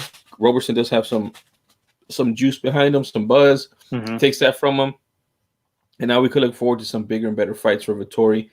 Vettori's that guy, man. I feel like Vettori's just a big middleweight fighter. Like, he just wants to fight. Just put him in front of somebody and he'll fight. It doesn't matter their advantages over him. It doesn't matter his disadvantages. He just wants to get in there and mix it up and see how the chips fall. So I definitely want to see more of Vettori. He has a lot going for him right now. The UFC's hyping up that Adesanya thing. They don't need to. There's a lot of contenders for Adesanya middleweight, but it does say something about Vettori that he was able to go 3 rounds and get one judge's favor in that fight. So definitely want to see him work his way back up, and maybe we'll see a rematch with the 185-pound champion. Yeah, who knows, man? Look at Gilbert Burns. Gilbert Burns, one of those guys that was willing to fight anytime, anywhere, and now he's at a championship fight in a couple weeks. Yep. And like you were saying, that he's one of those guys that he wants to fight all the time, and he's just a big dude. And that's when you're saying that, I was thinking of, that sounds like Gilbert Burns. Gilbert Burns is someone that's just really willing to fight. He's kind of big for the division. He's a big guy, not big for the division, but just, I don't know. He's just a little stockier, and I think Vettori's the same way. He's a very big guy, and could cause problems for a lot of those guys in the top tier of the middleweight division. So definitely want to see what happens with that with Vettori. Roberson, I don't know, man. Make weight. Yeah, Vettori's on a 3-fight win streak. His last loss is to Adesanya. That was in 2018, 2 years ago. Mm-hmm. He has a draw before that, a win before that, and then his last loss before the Adesanya loss was to Shoeface in 2016. So, I mean, he has good let me see. He has good opponents, name opponents that he's beat or drawed with. He has a majority draw, and he has a loss against Adesanya. So he beat Cesar Ferreira, which is a big fight. I remember that fight too. That fight was basically a slobber knocker going back and forth. Then he beat Andrew Sanchez after that on the Joanna Waterson undercard in October, and now he has a win over Carl Roberson. He also had a fight against Darren Stewart that was canceled before this fight. Damn. So that's probably why he was upset too, because he got a fight against Darren Stewart that was canceled. That was the London card that was canceled. Oh, damn. And then Roberson can't make weight in May. So, the guy wants to fight, man. Yeah, well, now he can move on past Roberson, look towards his next fight, and call up Dana, say, "Hey, man, I just went through a camp, and I only went 4 minutes. I'm still good. Let's go." That's true, man. Like, I wonder too. Like, if you think about it, that's three fight camps that he's had for Stewart, for Roberson number 1, and then Roberson number 2, and it ended in less than 5 minutes, man. Like, is that? I mean, a win is a win. I know that they love the wins. They feed off of them. Like, it's so good to win, but is that enough of a win for three 3 fight camps, man. You know what I mean? Yeah, trust me. I was thinking the same thing with when Tyson Nam knocked out Zaruk. I was thinking like, do you think that they're upset that they had to go through a fight camp and they only had to fight for 30 seconds? But then I'm like, nah. He got $50,000. He's He okay. got 50 grand. Yeah, that makes it a little bit easier, man. Yeah, Vittori. Vittori got the last performance bonus. Yeah, he deserves it, man. He deserved it. Marvin Vettori is now ranked number 14 in the middleweight division. He was not ranked before this fight. Okay. The people ahead of him are Heinisch, which we know he has a fight coming up. Yes. Brad Tavares. I don't know if he has a fight, but that would be a great fight between Tavares and Vettori. Heinisch just won. He just beat Mearshart. Oh, that's right. Right. Yeah. Right. So, yeah. So I was like, yeah. So maybe that's a good fight too, man. Him and Heinisch, him and Tavares. Question is, what does Heinisch gain from that, though? He gains a badass fight, man, and he gains a badass fight. But I think he's got his eye on that champion. I think everyone's got their eye on that championship. Dude, Heinisch is 13. There's no way he's gonna jump everybody. I mean, it's okay. Let's go over the division real quick. Shoe Face is at 15. Then it's Vettori. And remember, Vettori has a win over Shoe Face. Yeah. So it's Vettori, Heinisch, Brad Tavares at 12, Omari Akhmedov at 11, Uriah Hall at 10, which we're about to see a fight between Hall and Romero. Mm-hmm. Edmund Shabazian at number 9. That's right. That's right. He has 2 great wins. What are you talking about? Over who? I don't remember. Exactly. No names. But he finished him in the first round. So actually, I think he beat Brett Tavares. So yeah. So whatever. He beat him in the first round. Let's go. Whatever. And he got Brunson, Gastelum. Gastelum will be fighting Hermanson soon. Yeah, because that's a 6 and a 7. Mm-hmm. Yo Romero, Darren Till, who's fighting Whitaker. Whitaker in a main event. Jared Cannonier and Paulo Costa. Yep. I mean, this is also a division that I don't think it's as sexy as bantamweight, you know, but it's stacked, man. I mean, there's so many contenders, there's so many good fights, there's so many good fighting styles. Like, I don't know, man. There's literally, it's from 1 to 7. I could see if Dana announced any of those guys getting a championship fight, I'd be like, yeah, let's do it. Like, look at it. Like, you have, if they announce Adesanya versus Whitaker, you'd be like, okay. Rematch. I mean, rematch. Adesanya versus Costa's obviously the fight we're going to be getting next. I want to see that fight. Adesanya versus Cannonier. Cannonier's been impressive in his last couple of fights. Yes, please. Till, if he pulls off a win against Whitaker, holy shit, dude. You start thinking about it. Obviously, we all want to redo the Romero fight and Adesanya, but they actually fight. Adesanya Hermanson and Adesanya versus Gastelum. Yeah, I think those would be a lot of great fights. Like it's literally from 1 to 7. You have a fight that if they announced it against Adesanya, we'd be all in. Yeah, man. Yeah, and then at the bottom of it, you have guys that are coming up like Vettori, Heinisch, Akhmedev, and Shabazian. You got those 4 guys that could potentially be something in the next year or 2. You know what I'm saying? Yeah. So there's a lot going on in that division, man. Adesanya makes it fun and exciting, but also all his challengers are going to make it fun and exciting, man. I mean, and the thing is, he's not untouchable. You know, Adesanya's not a kingpin of a division yet. He could get there. I mean, he could get there. He's, you know, his fight against Gastelum kind of showed some holes. His win against Whitaker kind of didn't show anything. I think Whitaker just, again, if you see the Whitaker Romero fight, dude, you'll see, in my opinion, that wasn't the real Whitaker. Mm-hmm. And then we didn't even see them fight. Romero. Adesanya. Yeah, like he was afraid to fight him. Yeah, so both afraid. Both parties were afraid. I'm not gonna put it on one of them. You know, both of them were afraid. But I feel like that's gonna push him in his next fight against Costa. And Costa, he's gonna come forward. He wants to get hit. He feels like you can hit him and he's not gonna go down, and he'll take one to give one. Mm-hmm. So I think, you know, I hate to say it. I don't even think I've said this before of any fight, but I think this fight between Costa and Adesanya, when it finally does happen, is gonna be the defining fight of a championship reign. Of Adesanya. So if he wins this fight against Costa in not a lackluster way, like, and I'm not saying it has to knock him out or anything, but if it's a brawl and he ends up on top, then he is the kingpin, and it's going to be difficult to dethrone him because he's had every challenge thrown at him, and at that point he even beat the biggie man in Paulo Costa. And he would get more of an aura of being that boogeyman guy if he beats Paulo Costa like that. Yeah. Anyway, Yeah. If he loses, good. If he loses to Paulo Costa, then it was a circumstance championship. Like basically, Whitaker wasn't Whitaker when he fought you. Romero didn't engage with you, and finally the guy that did engage with you and Costa, beat you. Yeah. So it's a defining fight for him right now.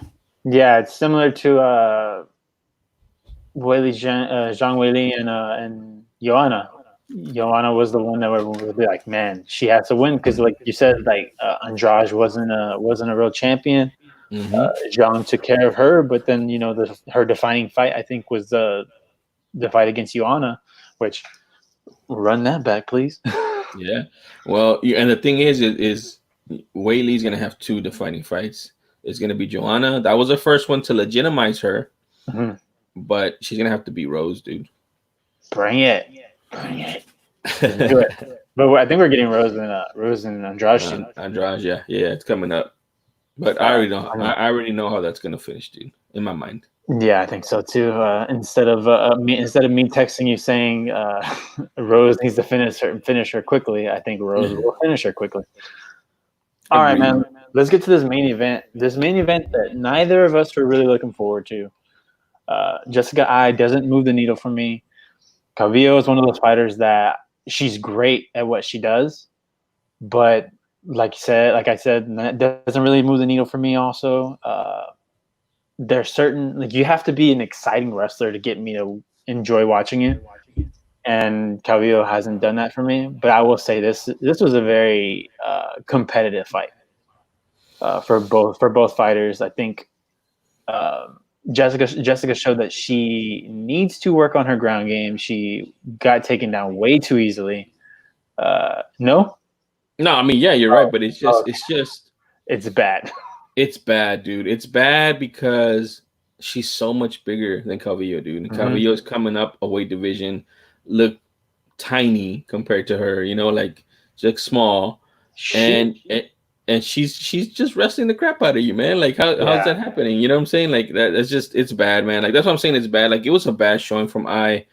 Ai's supposed to be the top of the division. She's supposed to be that person that if Shevchenko wasn't there, she'd probably be champion because every other fighter that she fights, she either knocks out or makes them look bad. And then she got beat, dude, by Calvillo, like legit beat. Like and Calvillo, man, props to her moving up a weight class. Grinding it out, being tough, getting hit a lot. She did get hit a lot, there were some times when she got hit and it was like, oh man, is she gonna make it? And just grinding it out, man. That's a true she took her hard hat and her lunch pail to work that day because that's a true grinding out fight, man. And good for her, man. Now you look at the rankings, she's ranked number 3 and she wasn't ranked. That also tells you how bad that division is, man, that she can just go from not being ranked, beat the number one girl or the number 1 ranked girl, and now she's ranked number 3, I think. She's 2. She's 2. Well, there you go. The only one ahead of her is Shikugian, right? Yep. All right, so this is the thing. And I wasn't thinking about it beforehand just because I guess it's Jessica Ai. Because I wasn't thinking about Jessica Ai. I make it like a thing not to think about not to think about it. Like, okay, today I'm not going to think about Jessica Ai. Yeah. Which she's not. I don't think she's a horrible fighter. I think she's not. She's not, dude. She just doesn't move the needle. Like she doesn't have it. Does. She does. I think she doesn't. She doesn't know how to use it. She's the woman's version of Triple C. She's the cringe one, and she doesn't know how to use it. You know what I mean? Okay. Yeah, I guess so. But all right. So, but I was thinking before this fight, I was like, and because I looked at the rankings and I was like, Jessica must be hard for money right now. Like, just take that fight. yeah, Jessica had everything to lose in this fight, nothing to gain. Cavillo had everything to gain and nothing to lose.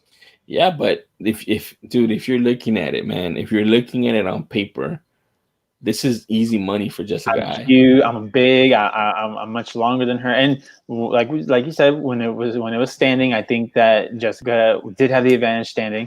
Mm-hmm. But when you can't, all right, we're not gonna get to that. Not yet.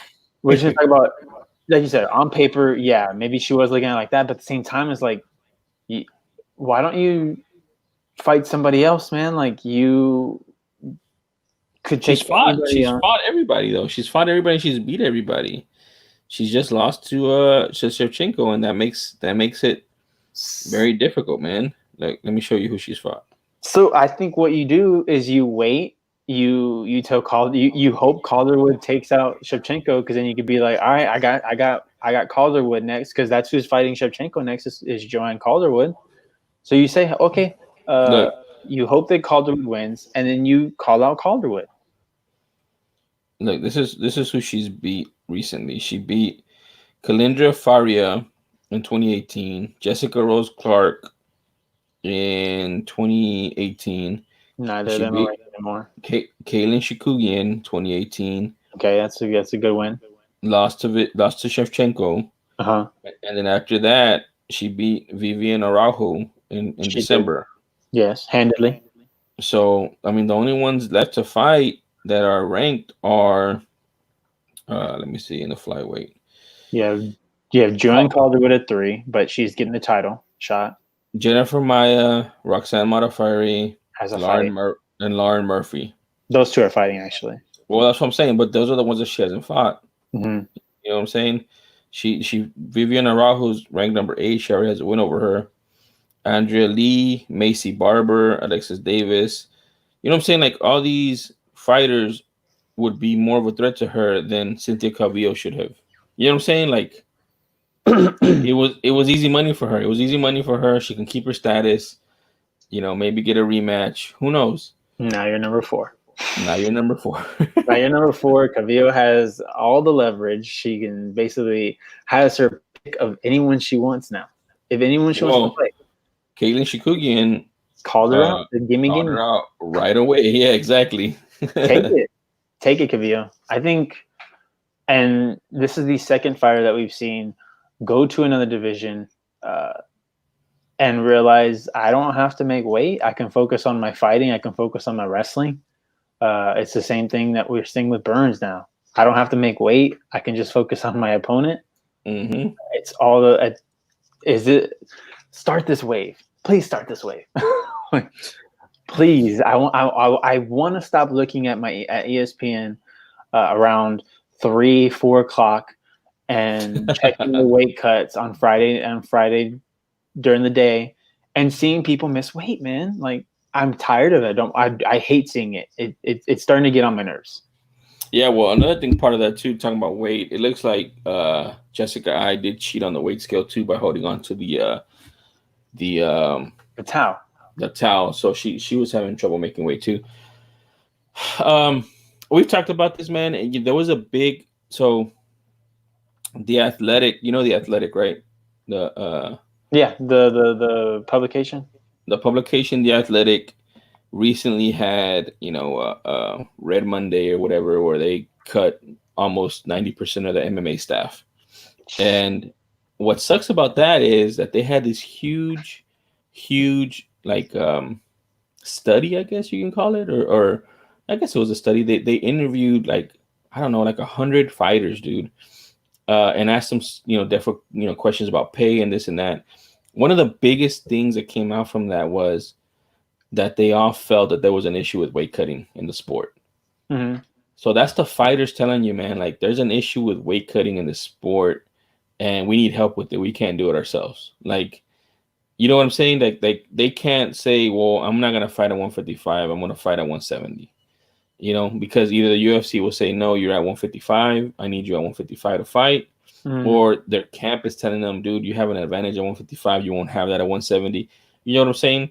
Yeah. So, and again, these fighters are fighters. That's what they do. They're prize fighters. They get paid to punch people in the face, and they have to be protected too, by either laws or the corner or whatever, because if not, they're gonna do what they're told and they're gonna fight, and they're gonna cut weight, and they're gonna be not at 100% when they fight, and they're gonna be getting knocked out because they're dehydrated, or they're not gonna have the best performance, or they're gonna get exhausted and then get knocked out.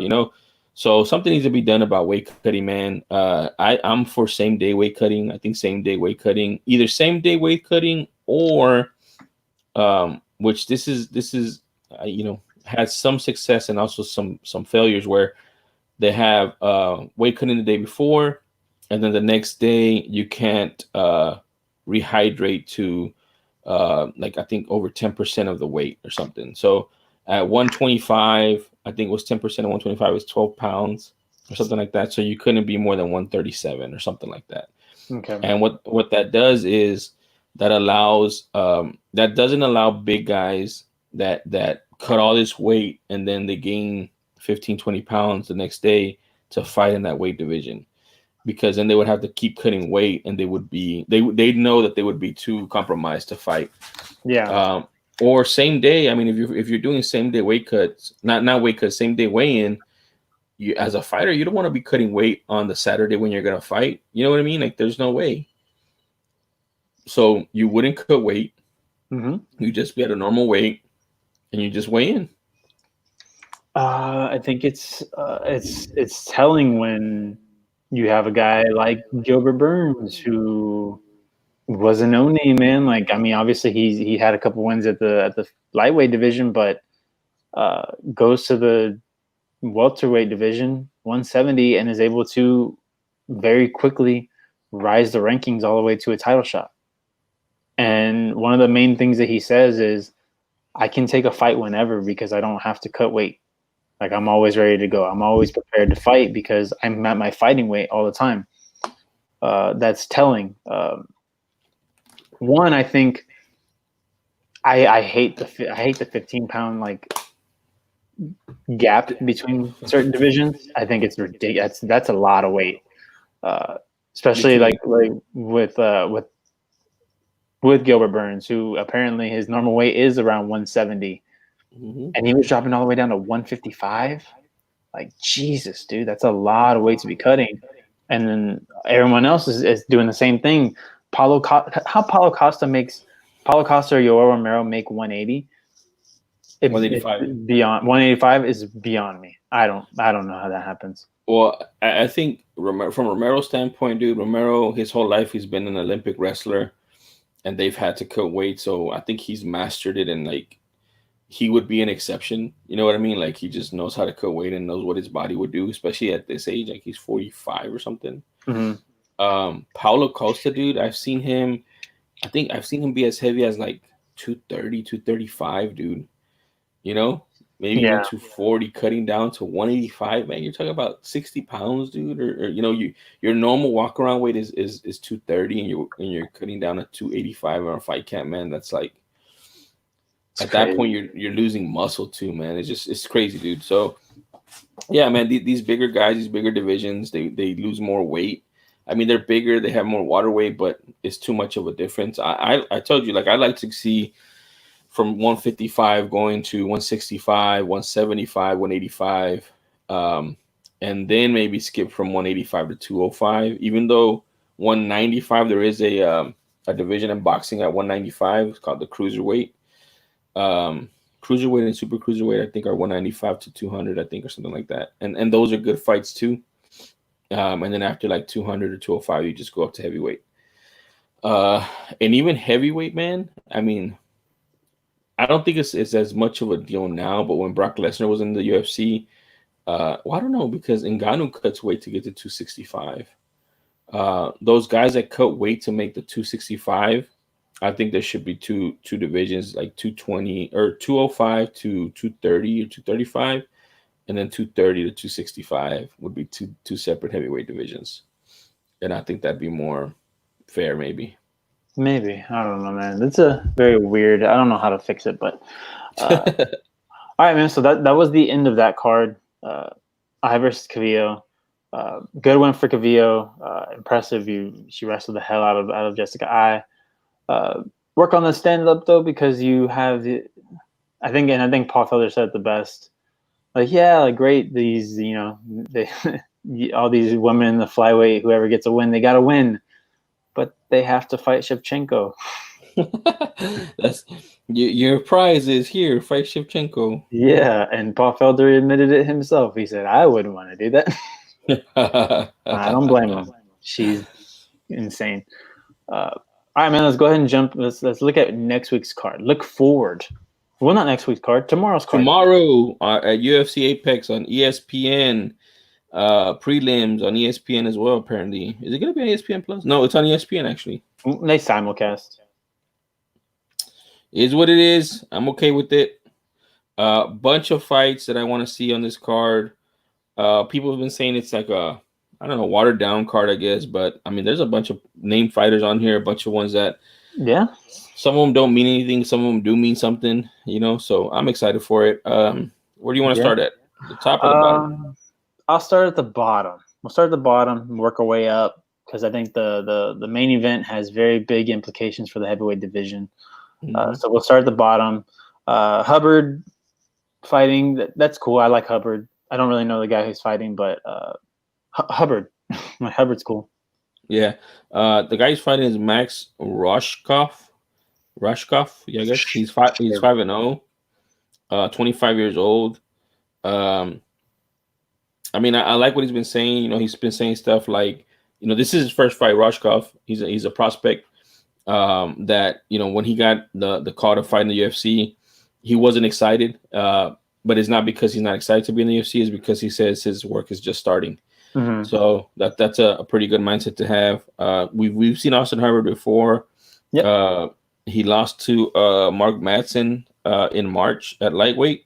Yeah. And before that, he beat Kyle Propolik in September of last year. So he's alternating wins and losses right now. So he needs this win. Absolutely. We'll go to the next fight. Roxanne Modafferi taking on Lauren Murphy, two ranked opponents, 6 and 7 basically. Modafferi coming off with a big win against Macy Barber, even though Macy Barber basically tore her ACL during that fight. But she was still, I don't think that the legs basically affected it. Modafferi was just... I don't think it would have mattered. Modafferi was just ground and pounding the shit out of Macy Barber. She just had a better game plan at that point, man. Yeah, so it'd be interesting to see what Modafferi does here. She's one of those that's like always kind of around, but hasn't quite hit the top. So I don't know. Lauren Murphy's a tough out for sure. So we'll see if Modafferi can get the win, or if Lauren Murphy will be sticking around. Yeah, she's on a 2-fight win streak. Lauren Murphy is. She last win against Andrea KGB Lee. Yep, here in Houston. So it should be a good fight. Yeah. All right, we'll go up to the next one. I don't know either of these guys, Frank Camacho and Justin James. I don't know them either, man. Both have a good number of fights. Camacho's 22-8. Justin James 15-4. Camacho does have a picture up, so maybe he's fought. Maybe he's fought. He last fought in October of last year, where he lost to Dariush by submission. Before that, he beat Nick Hine by a knockout in round 2 in June of 2019. So alternating wins and losses. Both around the same age. Camacho's 31. James is 30. So we'll see. It looks like James normally fights at 155 though. So okay.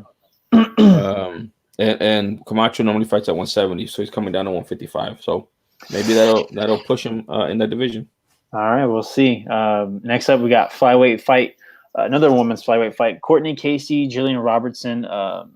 Courtney Casey's ranked at number 15. So Jillian Robertson, if she can get the win, I think she will break into the top 15. However, if Courtney Casey wins, she probably stays where she's at. I don't know. So Robertson had 1-2 in a row before losing to Macy Barber her last time out. Mm-hmm. So it's going to be a big.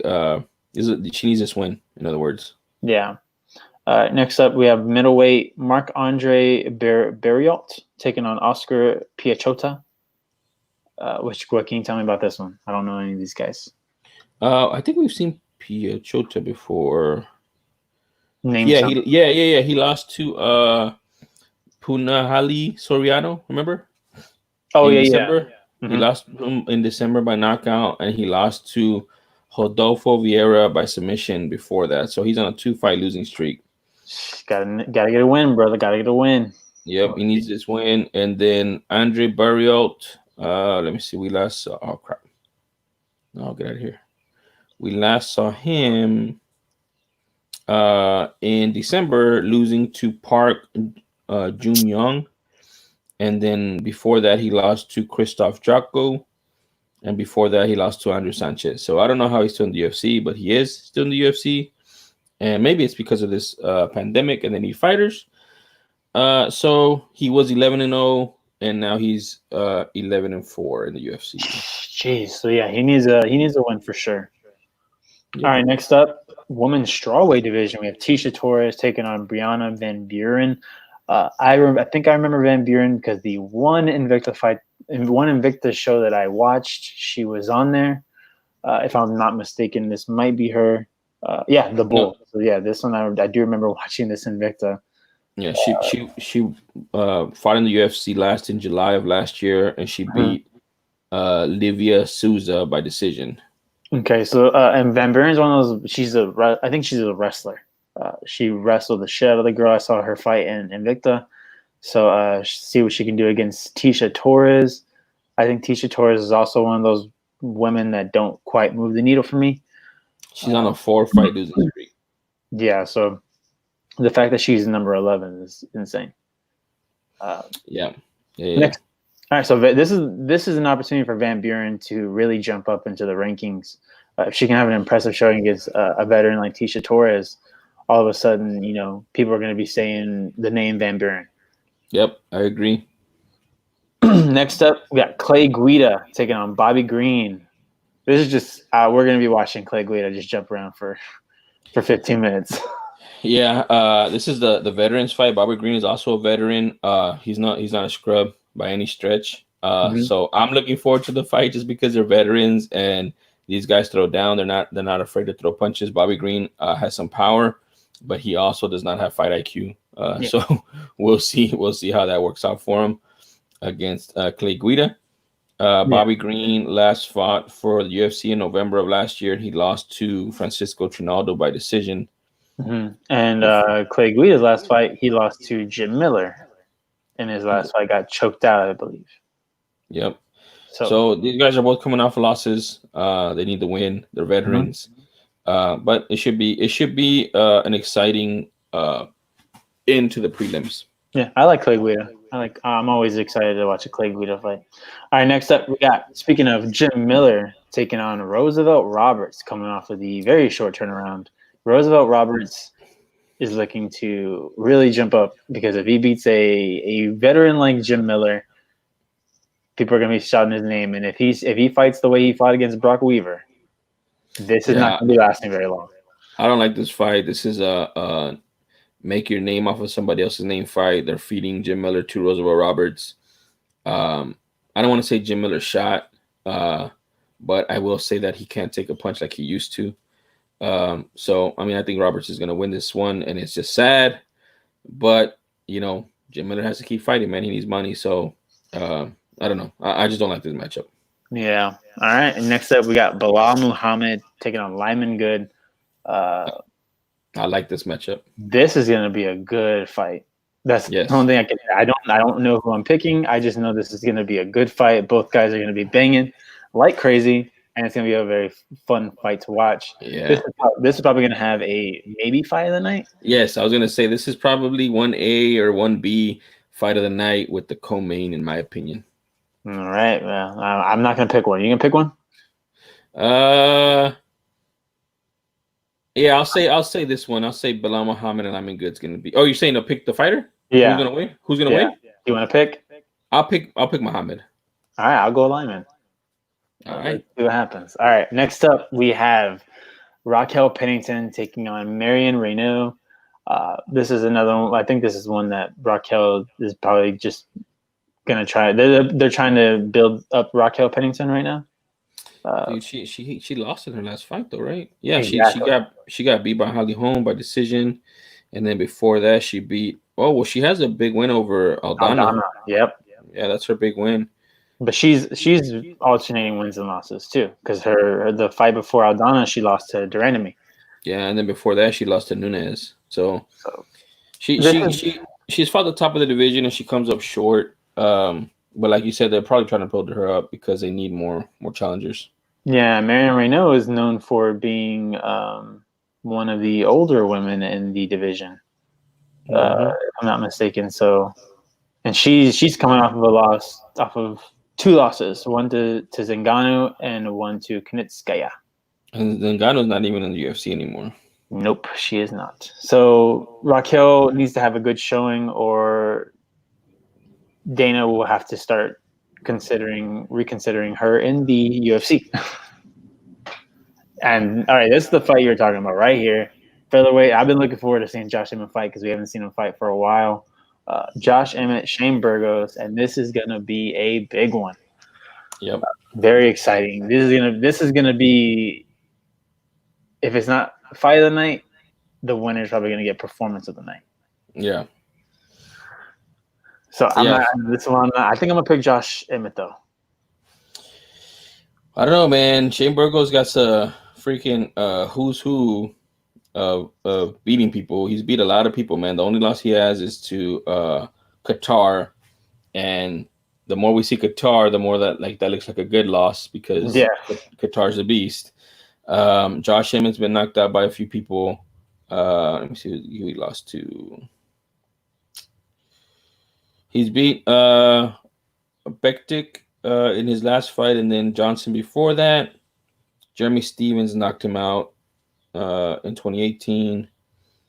So I don't know, man. I mean, this is going to be a good fight. Both of these guys are tough. Both of these guys are at the highest level, and it's basically an immovable object and an unstoppable force going at it because both of these guys are really good. So I've been wanting to watch both of these guys fight. I don't know. Who are you picking on this one? I think I'm gonna go. I think I'm gonna go Emmett. Okay, I'll go Burgos. He has been off for a while. It'll be almost a year. His last fight was in July, so he will have had a long layoff. I don't know if that'll mean ring rust or if that'll mean well rested. I don't know. We'll see. We will see. But we'll move on to the heavyweight division. Curtis Blades, Alexander Volkov, big time, because if Curtis Blades wins this fight, I believe he's next in line after Ngannou. Well, that's what I was gonna say. Get in line. It's being held up right now because we're waiting for. We're not held up because we do have a date now. It's in August. It's in August. Oh, they don't have a for sure date, right? It's just it's August 27th or something like that. Yeah, they don't have a location. They don't have a location. It's a for sure date. Yesterday, Dana White. We're talking about DC versus Stipe 3. Yes. Whoever wins that fight between DC and Stipe is going to be the greatest heavyweight, probably of all time, and definitely of this generation. And you know what your prize is for being the greatest heavyweight of all time? You get Ngannou next. But let me just say this right now. Both of these guys are close to retiring. Yeah. So I wouldn't doubt it if whoever won and who lost retired. Like a double retirement, like right there. Yeah, like they don't have anything to prove. Stipe already beat Ngannou. You know what I'm saying? Yeah. So if Stipe wins, I'm retired. Oh well, Ngannou, you can be champ now, but I'm the best ever. I already have a win. I already have a win over you. I don't really want to see DC maul Ngannou for 5 rounds. That's what I'm saying. Like if DC decides to, he can probably maul Ngannou, and then he adds to. But he's already the greatest. Like that's not going to give him anything. You know what I mean? It's not. Ngannou hasn't done anything. So Ngannou's next in line, but also Dana White came out yesterday and said that if one of those guys cannot fight, Ngannou will step in, and it would be for an interim championship. Apparently both Stipe and DC know that. They don't care because I don't think any of them are gonna get injured or be out of the fight. Mm-hmm. And then after that is going to be the winner of this fight that we're going to see tomorrow between one of the easiest nicknames Curtis Razor Blades. Probably number one for the. I haven't checked everyone's nickname, but that might be number one right now. Early projections. And Alexander Volkov. Volkov has, I think he has a bad loss on his record, doesn't he? He lost to somebody. Lost to Greg Hardy last time. There you go. That's his bad loss. So yeah, but that might be a no contest now. Oh no, they reversed the win. It was a decision. They reversed it. They gave it to Hardy, but I believe they took the decision away and they reversed it because of the inhaler. Yeah. So that's his bad loss. It's not a loss, though. I mean, technically, it's a win. He got beat. He was getting beat up. So before that, he lost to Derek Lewis. Yeah, he has a loss. Oh, but he was winning the whole fight. I think that's probably a bad loss as well because he was winning the whole fight against Derek Lewis, and at the very end, Derek Lewis just mustered all his strength and just knocked him out at the very end. That's the one that led to his championship fight. Yes. So he's been at the top. It looks like he folds at the top. Curtis Blades is on a mission right now. He doesn't care about highlight reel knockouts, about this or about that. He's going to go in there. He's going to take you down. He's going to beat you up until you either get knocked out or you submit to strikes. He's not even going to try to submit you. He's just going to try to beat you up. So, he's on a roll right now, man. He's on a roll. He knocked out Junior Dos Santos on the feet, which is crazy because Junior Dos Santos is one of the better strikers, better boxing guys and strikers in the division. I think it's basically Overeem number one, Dos Santos number two as far as striking goes. And he knocked him out, dude. So, Junior Dos Santos doesn't have the best chin, but you're at heavyweight. Anybody that touches you can knock you out. And he touched Dos Santos. So if you get touched by Curtis Blades, he's going to knock you out too. I just see Curtis Blades mauling Volkov. I see him maybe striking with him for a little bit, maybe saying, you know what, this isn't fun. What's fun is me taking you down and beating you up. And that's what he's going to do and just maul him. So that's my opinion. Now, the question is, do we want to see Ngannou versus Blades? Because I do. Here in November, Ngannou knocked out Blades in 45 seconds. I know, but I want to see it. I want to see the rematch. That it wasn't in November. Was it in November? Oh, 2018. Yeah, no. That's what I'm saying. That is not the same Blades that we're seeing now. Yeah, because right after that, he had the fight against Willis, which we all know how that fight went. He basically destroyed Willis for 3 rounds, embarrassed Willis. And then he had the TKO against Abdurakhimov, and then the knockout against Dos Santos. So he's on kind of a roll. He's falling in love with the hands, and that's not a bad thing necessarily in this division. Well, he is, but he's wrestling a lot, dude. He's wrestling. He's wrestling a lot. He has big double leg takedowns where he's lifting the guys up and slamming them. So yes, like maybe they're knockouts, TKOs or whatever on the feet. If that, they might be on the ground or ground and pound. But he's wrestling a lot. He's using his wrestling a lot to tire the guys out and to just get wins. He's on a mission, man. I'm telling you, Curtis Blades is on a mission. He wants that championship. I feel like if he keeps fighting the way he's fighting, he's probably the heir apparent because we know at the top it's a lot of wrestling. DC's a big wrestler. They strike, but he's a wrestler. Stipe has wrestling background. He wrestled in Ghana to win. He just fits up there, So I'm glad that these 4 guys are in somewhat of a little tournament between them to see who's going to be the last man, the king of the hill.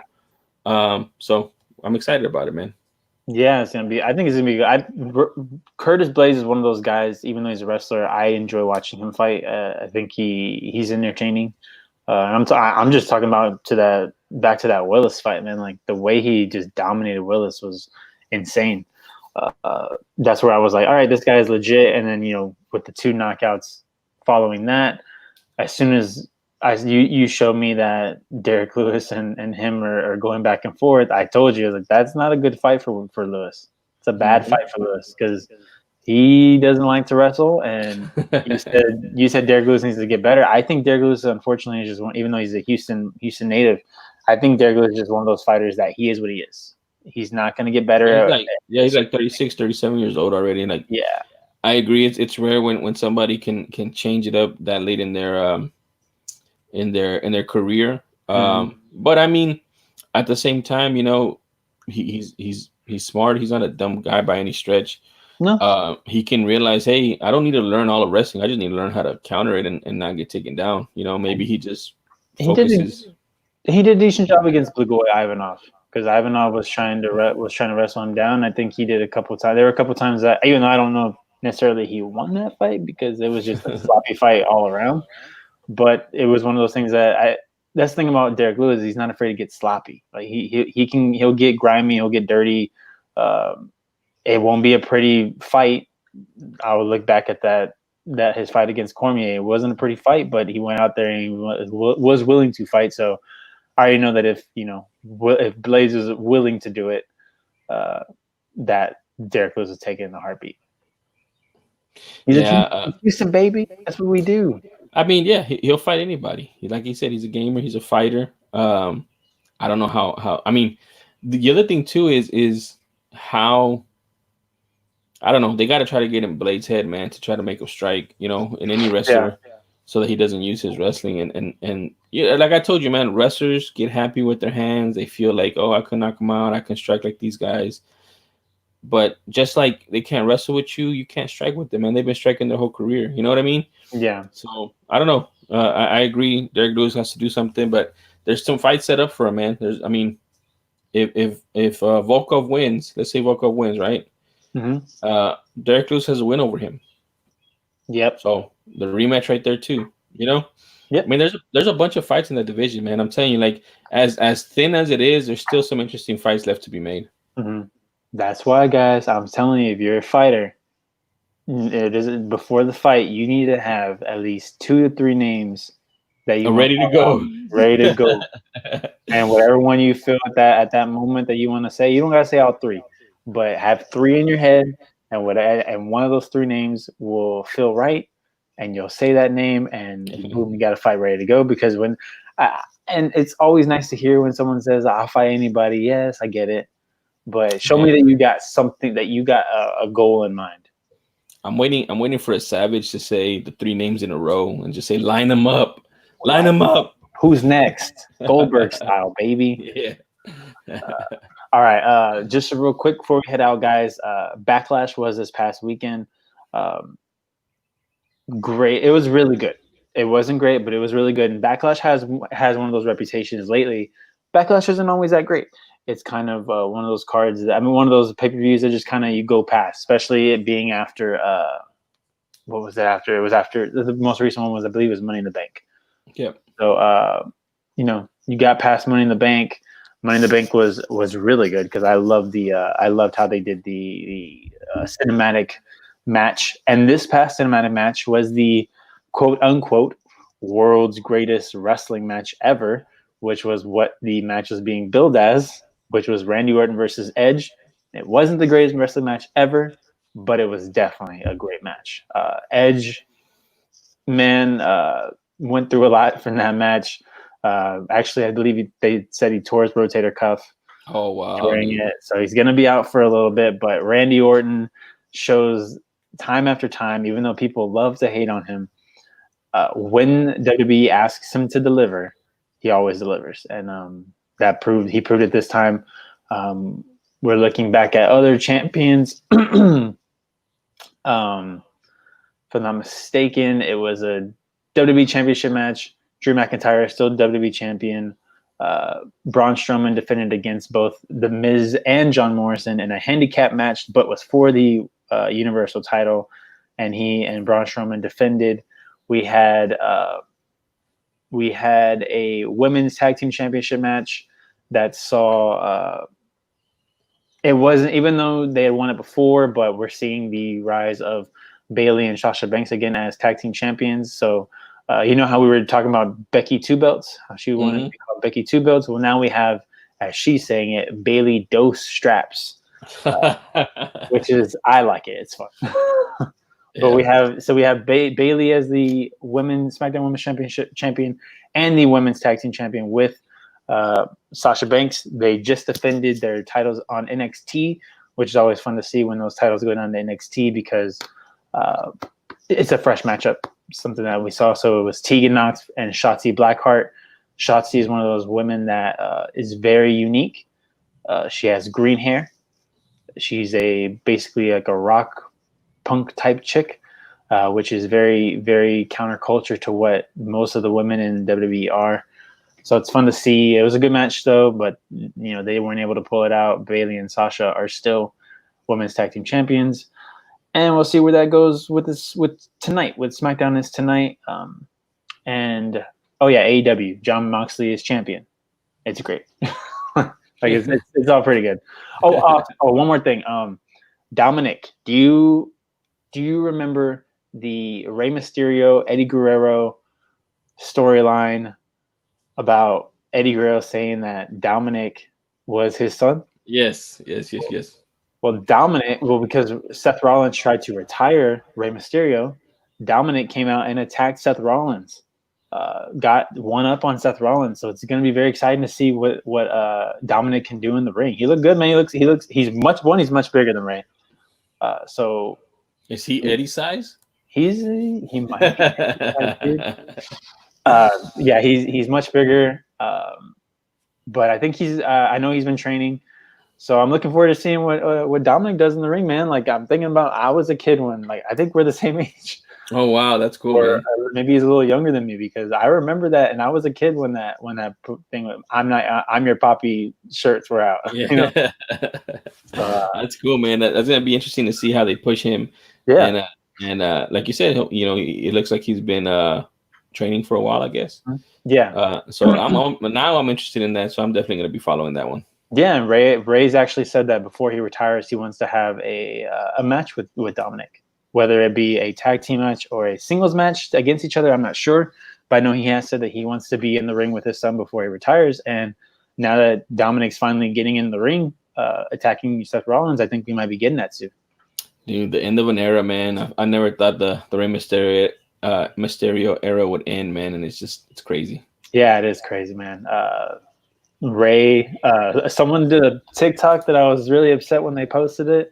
There's moments in wrestling that will make wrestling fans cry, and then it showed the guy, he was going like this, and then all of a sudden it goes to breaking news, The Undertaker has passed away, and I was like, oh, no. I literally looked at my girl, I was like, he can't die, he's the dead man. He's already dead, man. He can't die. My girlfriend was like, you're stupid. All right, man, well, let's go ahead and head out. Great show, I think, here for the ANS podcast, the first episode on the brand new channel. The maiden voyage. Yes, the maiden voyage. And I will say this, I've already got plans. This is not going to be the only thing being posted on this YouTube channel. I know Jesus has things planned. I have things planned. We just got to put those plans into action, because I want this channel to become so much more than just the podcast every week. I want there to be different things showing up. Yes, exactly. So, definitely check out for that. And if you haven't already, follow me right there at Alec Miller 0423 on Twitter. Follow Jesus at The Real Jesus. That's spelled JEEZUS. And make sure you check back every week for the ANS podcast.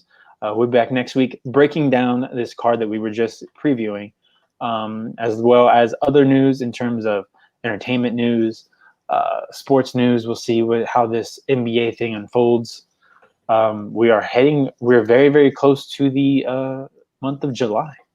It's insane, man. We're almost halfway through, and the majority of it's been in quarantine. Yep. But so subscribe to the channel, Armbars and Suplexes. A lot of things coming.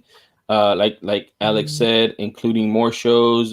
We're trying to figure out the scheduling for the Rewatch Rewind, which I thought was great. We got some good feedback on that as well. Movie show, the Take Two movie show, which I think is awesome and phenomenal as well.